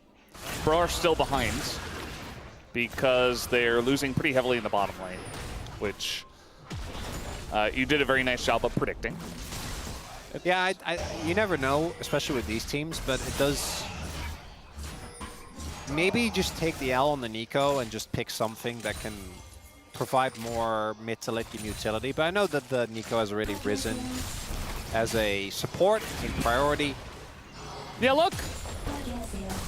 We got Dagon, he's eating our great meal that we had. And Clear's taking 1 billion damage here from the Yorick. Even flashes away. Good call. Doesn't want to die to the main. It would have gotten donked on the head. Maybe Croco was in the area as well. We know he's not, but they didn't know that. I wonder if Dagon knows about Vampire Weekend or not. Or if he... Because it is a cool sweater, you know. I'm sure he If they does. just... I don't know. They're not... Dagon, you know about Vampire Weekend? Yeah. Are you actually a fan or are you just saying yes? Yes. Yes. Okay. Well, that makes Okay, sense. he's just saying yes. That's fine. That's fine. It's a nice sweater. I like it. He's like, no, it's not a nice sweater. All right. Here, It's just a nice sweater. It's a great sweater. Yeah. I'm just a nodder. Well, I'm not one of those people that thinks you need to know a band to watch their or to like wear their T-shirt. You know, watch their I sweater. love pulling back the curtain a little bit in the LCK. We have a new... Oh, Nico. All right, take it away, Dagon. Oh, he's not here anymore. Yeah, Kellen's just dead. He just goes in and ties to Hype and Palu. Gets engaged on. Oh, turnaround. Maybe? There's 3 people there. Vikla, come on. You were going to Realm Warp in. He didn't. We wanted to see him be careful about that. He's still sitting on only the Catalyst, by the way. He finished his boots. Is Vikla a knower? Is he a based knower? Interesting. Interesting. So, Croco has clearly been on a diet of catfish. As again, Kellen, unfortunately, himself not that tanky. This is in the farming Kench, of which we have seen. We might see him as well. I saw some. Yeah, the Senna buffs. Senna buffs. They don't seem too big, but yeah, any little push for Senna, I think. I swear, it's gonna get our LCK players excited. Every single time I see like Senna gets like 0.120% soul chance, like, oh, she's pick and ban again. Yeah. Every time. That's just kind of how it goes. This early game, perfectly even. Although, as we see, the Yorick is actually doing well into the Jace, which maybe we have sold Morgan a little bit short. Maybe he's about to turn expectations on their head right here in front of us, Valdez. Maybe. I mean, he's always enjoyed his Yorick. We just never really thought that it was a big game changer in the LCK, you know? It's a strong pick in its own right. It just doesn't take over games here. And we've more so just seen it kind of split push and not too much. A lot of roots coming down on a Vikla. It takes a huge chunk from the Orianna. And Palu as well. Yeah, that's an ult use, though. See how much they can get out of it. But Vikla can Realm War back to lane. Oh, I like this. Collapse on the Claire. I think he might just be dead. Yeah, Clear trying to clear the wave, but he's taking a huge amount of damage. Morgan tanking everything up. The Jinx Rocket comes in trying to help. It's not going to help all too much. That's a 3rd kill now for Bro. As BNK are just going to take the Dragon instead. They did get the bot side turret, though, and they get the Dragon as well. Now, it depends on what the soul is as Ocean. Ooh, you know, I think it's not bad. I don't, obviously, you'd much rather have Mountain. Like, getting Mountain into this Bro team is crazy good. Yeah. But it could have been Chemtech. So I think you take it. Yeah. Also, I'm just really worried about the fact that this is a Jinx hyper carry comp that... Saw that flash, right? Yeah, no, it was Realm Warp, no? Yeah. No. Oh, the closer No, flash? it wasn't. Yeah, I did not see that. He flashed away. He saw Tom Kent and he's like, nope. I'm out. Yeah, I didn't see that, but maybe I don't want to. I mean, it was safe. The Rise was there. It just looked kind of funky because it looked like he was flashing away from a level 7 Tom Kench. And technically he was, but the Tom Kench had support. But there wasn't even a dive that came in first, and he still flashed away, so it felt a bit overly safe. So it's like, I can walk up to my turret, right? Yeah, I don't know if you can. The flash comes out. He's got a little bit of help now. Reinforcements. But they're not really able to close the gap here. The Maiden lives on. Just regenning. And having a great time. And so is Morgan. He's not ahead by any means, but he's definitely keeping this Jace in check. This time, Paulu's the one that has to flash away. And the flash tongue might be enough. And, well, he's going to get the Devour, and that should be the end of Palu here. Yep. Able to get that final stack and put an end to the Nika. Kellen's delivery service. Normally, you know, you get catfish served, but now Kellen is doing the serving. We'll give Diablo a freebie kill as we take another look. Yeah, good call. The Realm Warp, I think, was enough to make him not want to be a part of that. But as you're saying, it looks really funny. We're diving the turret. Going in onto a Nocturne. We get an Impale, and the turret's gone as well as Jinx is just free firing into the Nocturne. It's a free kill. Bro did not see that one coming. That's now 2 free kills for the Jinx. Who is 2,000 gold ahead. I am perceiving difficulties, Valdez, because the gold lead for Bro is on Nocturne, which is a champion that notoriously is fine when it comes to mid game, but falls off really hard when you put too much gold in him in late game. As Kellen I gotta imagine it's just Diablo yelling me, give me the kill, give me the kill, give it to me, give it to me, give it to me. So it's like, okay, it's fine. Gimme. And he did get it. These and AD carry players, man. every time. Raptor just finds Croco. Very straightforward. Takes him down, gets his Heartsteel stack, gives the kill over to Diablo. Perfect play. Croco going down. I'm pretty sure he was also sitting on a bounty as well because the gold was basically even and he was 2-0, which is why Diablo, we do have to get a quick backseat, so we can make our way towards that bot lane. As Yeah. well, what can Hype do? Look, we picked him Kaisa. We knew. We did know. We did kind of know. Could have just picked Nico and then counterpicked and not be in this scenario. Yeah, I mean, you were always going to lose the lane. The issue is that there's nothing set up for the Kaisa to get kills. Instead, it's set up for the Jinx to get kills before we even really get our stride in the mid game.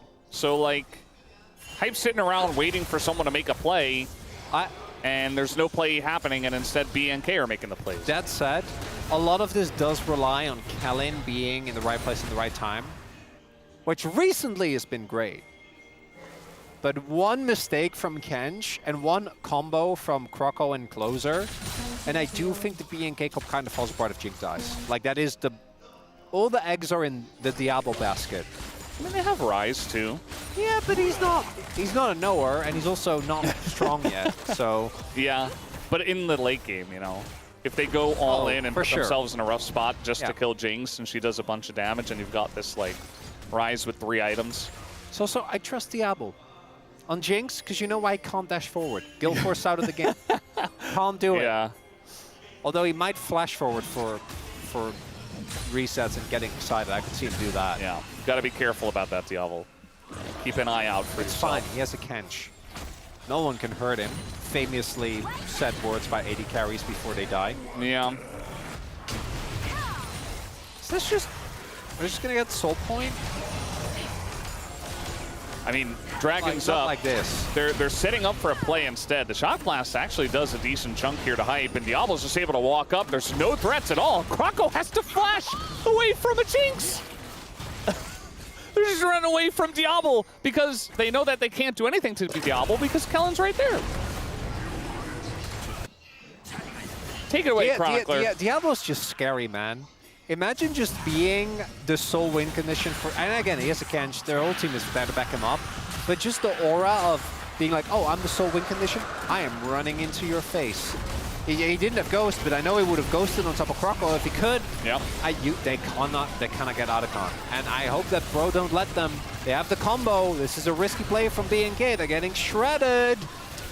Getting shredded. The combo's available. The ball is on the Nocturne. The buttons are pressed, and it's taken by the Skarner, who should be going down here. Croco is, well, he's not going to get the kill. Actually, it goes over to Hype. But BNK are able to get out. As now I say that, though, they are trying to collapse. As in they go. The flash over to the top Kench, but Diablo's solo. He gets the one kill, and the Excite running, sprinting away from Morgan, and he gets away. They do need to kind of create more distance here as a rocket comes down, and now the Jace is frontlining, and the Jinx is excited once again. What? This Jinx had no health. It should have just been a dead Jinx, but instead, Diablo gets away. The Q's not going to connect. One more Shock Blast, maybe, but it's blocked here nicely by Palu. So BNK, they kind of win the fight off of the back of an Otacon take as well. To summarize, they get Dragon, they get Otacon, and they win the fight. You can't do all 3. That's too many things. Because they should get punished. Okay, giving up Skarner, great. Diablo, just leave. Diablo, just leave. Just leave. He doesn't leave. Hype gets on top of him, and then Kellen crucially gets... I think he flashes in range of getting eaten. Kellen then eats him immediately. And then here, clear with the Jace insect, knocking him, saying, hands off my arcane buddy. Yeah. And then Diablo can just play front to back with the resets. Jace in this scenario basically still strong. And yeah, Closer lives, but guess what? This is a disaster for Bro. This is really bad. They gave up the Otacon. Diablo is now approaching a 3rd item. And Soul Point is on the cards for Bro. Anyone feeling a little bit thorn-bound here? Well, BNK? BNK definitely are. Yeah. Oh, yeah. It's pretty exciting. Oh, the combo! They're gonna get him! But there is a Tom Kents, but he got so low and the follow-up is huge! They get the Kellen, they get Diablo, and finally the combo comes together here for Pro. And that is exactly the engage that they picked this comp for. That was very cool. Didn't do a lot. They got the kills, they keep the gold even. But we need to see that one objective is up. I don't even know if they're gonna get mid lane turret. Because Rise is still up. So it's nice. Or if they get more kills though, if they can turn this into tempo for a possible wave. I mean, we have TP coming in, but it's already a lot of damage. Let's see what they can do here. The Realm Warp is coming out from the side of BNK, so Vikla just gets them out. No fear. Gonna keep Raptor around. So TP for Skarner Flash. I think you take that. As we take another look here, it's very straightforward. Diablo feels impervious. And then the big thing is that Kellen gets caught in the combo. So if Kellen doesn't get caught, it doesn't work. But because he does get caught, he can't eat the Jinx immediately, so enough damage comes down. Vikla also wasn't there, but obviously that's not, in this instance, not really his fault. Let's take a look at Croco. 나이스. Perfect timing. He makes the call. 징크 나가도 궁이야, 나가도 궁이야. 나이스. I think, was it... I'm not sure if it was Raptor or if it was Chase knocking back the Nico, but if Nico hits the Diablo there as well immediately, it might even end up being worse. Yeah, Closer's the one that actually needs to hit the timing. Obviously, Croco is just doing the point and click and the communicate, but that was good. Well, we need to see that around an objective. For Bro, there is a big gold swing though, as we can see, but the gold play between these two teams is negligible. It's just going to come down to the fights. Yeah, I mean, at least they get the combo back, you know. Yeah. Doesn't cost They can do it again. Doesn't cost them. I just don't want to... Like, that was hype, but it didn't... Actually, it was Closer and Croco who put that together. Hype didn't really do too much. I think he did ult in, but yeah, it wasn't really Hype. So we'll see how it goes with this dragon coming up, this ocean dragon. We'll see if BNK can actually lock down this objective. And they're going to do it again. We've seen this before, but this time it's a Devour that comes through. And yes, the fear is there, but it's not quite enough. And Croco, the peel comes through, and there's just nowhere for him to go. Even gets knocked up here. Meanwhile, a turret taken down by the Yorick, but it's still a kill onto Bro's jungler. So now they can just turn onto this dragon and take that down. Trying to threaten a Baron. They should. I don't know if they actually try to play for a catch, right? But it looks like, yeah, they're they hesitating. This vision, nah. It's too late now. Yeah. You really, if they do have really good Baron damage with Yorick as well as the Kaisa, but also understand you don't really want to do that. But losing the soul is definitely rough. Do they know about Morgan? Does it matter?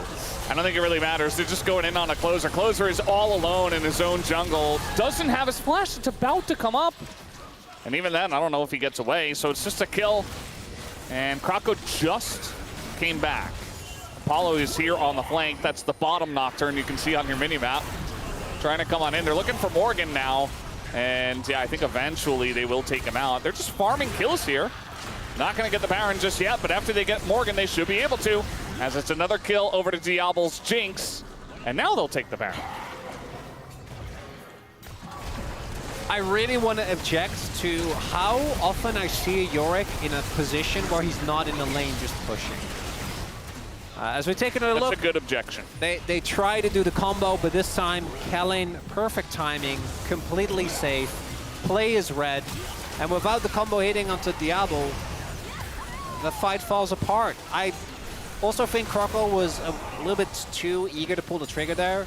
Ideally, you'd also have Palu on a flank angle there as well, so you have more than one source of threat. Yeah. And really, ideally, you'd have Morgan in the side lane, which I know we're a broken record. I get that there's a dragon that he has to be there for. He didn't have TP.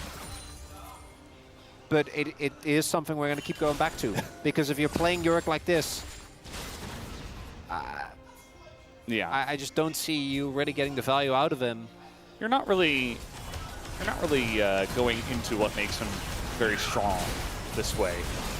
we could say, as this one is a fakesy, a little fake Nocturne. And now with the Baron, they're just able to push mid and bot. And they're not really in any danger as long as Kellen sticks with Diablo. Raptor kind of playing in the middle, just taxiing in his rise. Palu on the flank, trying to set up that multi-pronged engage you were talking about. Meanwhile, BNK are going forward. There's the knock-up, but no follow-up from the side of Krako. Now he goes in, the combo comes in, but Diablo's already excited, and he gets a double, looking for a bit more. The kiting is insane out of this guy, and he's looking for a fourth. There's the win, and it's the penta of Diablo. You cannot stop him tonight. And that's going to be the game.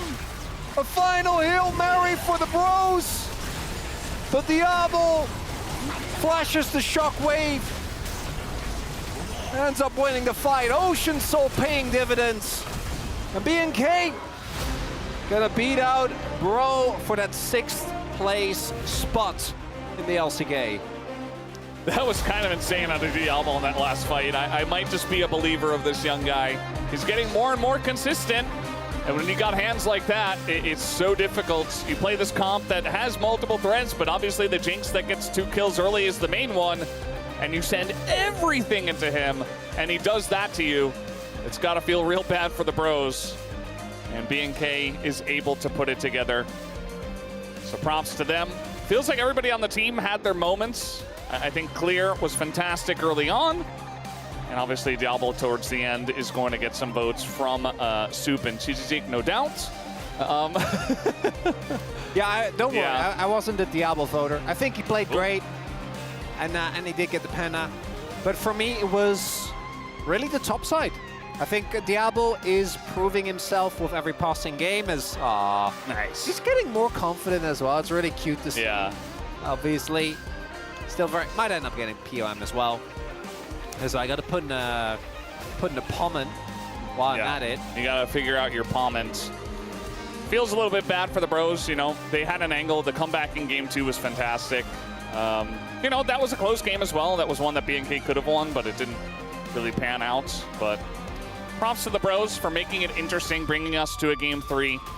And they just didn't quite have the answer for Diablo's Jinx. And yeah, BNK FearX fighting. They're gonna be sitting at 5 and 6 now. Diablo's just, you know, he's like Jin, he's dropping bullets all over the floor. In this case, he's just dropping a bunch of water on the floor. And yeah, I mean, clearly got punished there, but felt like this game was a bit more about the bottom lane. Whereas Clear was fantastic. Well, we'll see. The last couple of games. There's always the recency, like the final game mattering the most. And I think Diablo played a really clean game. This game centered around him. For me, over the course of the 3 games, I think Clear was the most consistent member. Even here, he had a hero moment, right? Like being able to save. Diablo here was kind of what started that whole chain. But if Diablo gets it, I think it makes sense. I think Raptor is always a good vote as well. He was the one that really got the first game going on the Neferi, and he had a good performance on the Skarner here as well. So we'll see. Factions getting it. This was a nice moment for the bros, and that's why I was kind of down on the moment. It's like, that was cool, but they didn't actually get anything. Didn't get mid lane turret, didn't get an objective, and it didn't get them some crucial cooldowns either to set up for a possible. And then here, They just got caught out. they did. Look at this team fight. Watch the flash from Diablo and the shockwave. Actually crazy. So it starts off with a great engage from Palu. Gets on top of them. He got shockwave though. Never mind. I Shockwave. It's still fine. It was still good. His spacing was great. You know, his kiting was also awesome. I mean, it wasn't perfect, but it basically was. Now I feel even better about not voting for him. Yeah, hey, take that Soup and Chichichik. Am I a boom boom damage voter? I mean, Clear did over 1,000 DPM in game 1, and he almost matched the Jinx in this game, which is absolutely insane.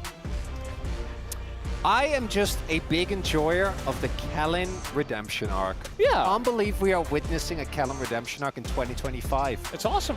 But it's happening. POM comes through. It is Diablo who is going to pick it up.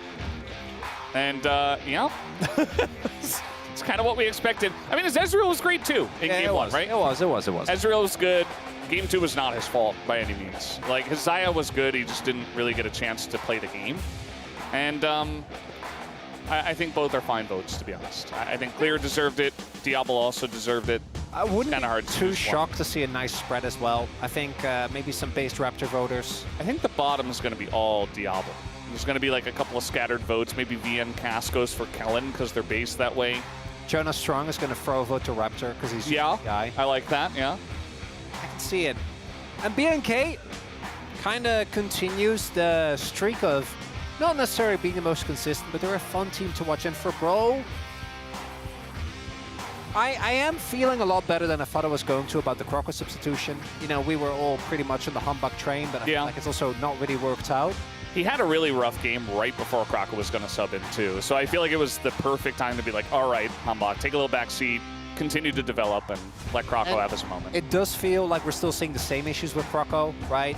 That final engage, maybe not the best, but I can also understand how Bro feel like they need someone with a bit more experience. It also is in the shot calling. Obviously, Morgan has been around for a while. Closer at this point is a staple in the LCK, but still different to have a jungler compared to a solo laner. Paulo obviously not known for his experience, still being a quite young player. A tough loss here for the Bro, but it was a free gamer. They were pretty close, and I don't think anything can get the Bros down. Nothing's going to get the Bros down. You know, Giga Chad, they let them have it this time. And that's fine. You know, like, Bro are going to be a force to be reckoned with if they end up in the Rise group. If they go to Legends, obviously any team, either of these teams would be struggling in that group. But, you know, it's going to be fun to see where they do end up. If they make it. Yeah, we'll see which one of those Legend teams does fall out. But, guys, we will go to the Palm interview now, so let's go to that right now. Thank you very much, guys. This is Dear for the POM interview translation. We're here with Diablo on the side of BNK FearX. Congratulations! Thank you. So you defeated OK Savings Bank Breon to defend the King of the East title. And this is your first POM. How do you feel? You know, last week, we lost 2-0 both times. And it was quite underwhelming. But today, I feel like we played really well as a team, so it feels great. 그동안의 아쉬움을 오늘 털어내버리는 듯한 그런 플레이가 나왔습니다. 오늘 굉장히 화끈한 전투력이 인상적이었는데요. And today, yes, you have shown such feisty performance. We were able to see BNK FearX's bot duo's aggression. And was that due to Kellen's proactivity, or was it just you making most of the shot call? You know, without shot calling, I feel like we really have a very similar style, and I think we tend to be a very good bot duo with who have a very good aggression, and we're always on the same page. So how was playing with the buffed Annie and Leona? So since Annie was buffed, we tried using her in practice, and she seems very good. And as well as Leona, I feel like it's very situational. But after the buff, it actually has become a lot stronger to be used as a good pick. And after the loss in Game 2, what was the feedback like? No, as a team, we said that we shouldn't rush in. Don't get too ahead of yourselves, and I think we just tried to make sure that we stay calm, and it went pretty well. There are so many people cheering for you, as we can see on the screen. And in Game 3, you guys completed a Jinx and Tom Kench comp. So what was the strength of that composition? You know, they're pretty strong in lane, and as long as I survive, we would be able to win the team fight. And as long as Kellen keeps me alive, I think that was just the main game plan. And yeah, Game 3 was quite back and forth, but in the end, you got a pentakill. So how did that feel? You know, I didn't expect to get a pentakill so early, but since I was able to get a pentakill with a carry champion, it felt great. Would you like to say anything to your teammates who set that up for you? You know, during practice, they usually steal my penta just as a joke, but I'm just... You know, I was honestly just trying to survive and stay alive, but I think my teammates really tried to set that up and get me a pentakill. So that was quite refreshing and such a new side that I haven't seen from that yet. And you are the rookie everyone is so excited to watch. And with how bold and aggressive your performance is, many say that you resemble Deft. So how do you feel about that? You know, just about 3 months ago, I did watch a lot of like montage videos from Deft, and I noticed how aggressive he is, how he would flash forward and get all the kills, and so I would say that I got a lot of inspiration from him. The Sandstorm has started again, and your next opponent is Genji, and your role model, Ruler, will be your lane opponent. So how will you play out the bot matchup? I mean, Ruler, he's still a great and amazing player. It won't be an easy match, but I will make sure that I prepare well and try my best to win. You know, I'm seeing that there are fans that have been cheering for you for the team since 2019. So any message over to the fans? You know, it was a rough start, but I want to make sure that we're prepared for the next match and make sure that we win. Thank you so much. And that's the end of the interview with Diablo, and back to the space. Thank you.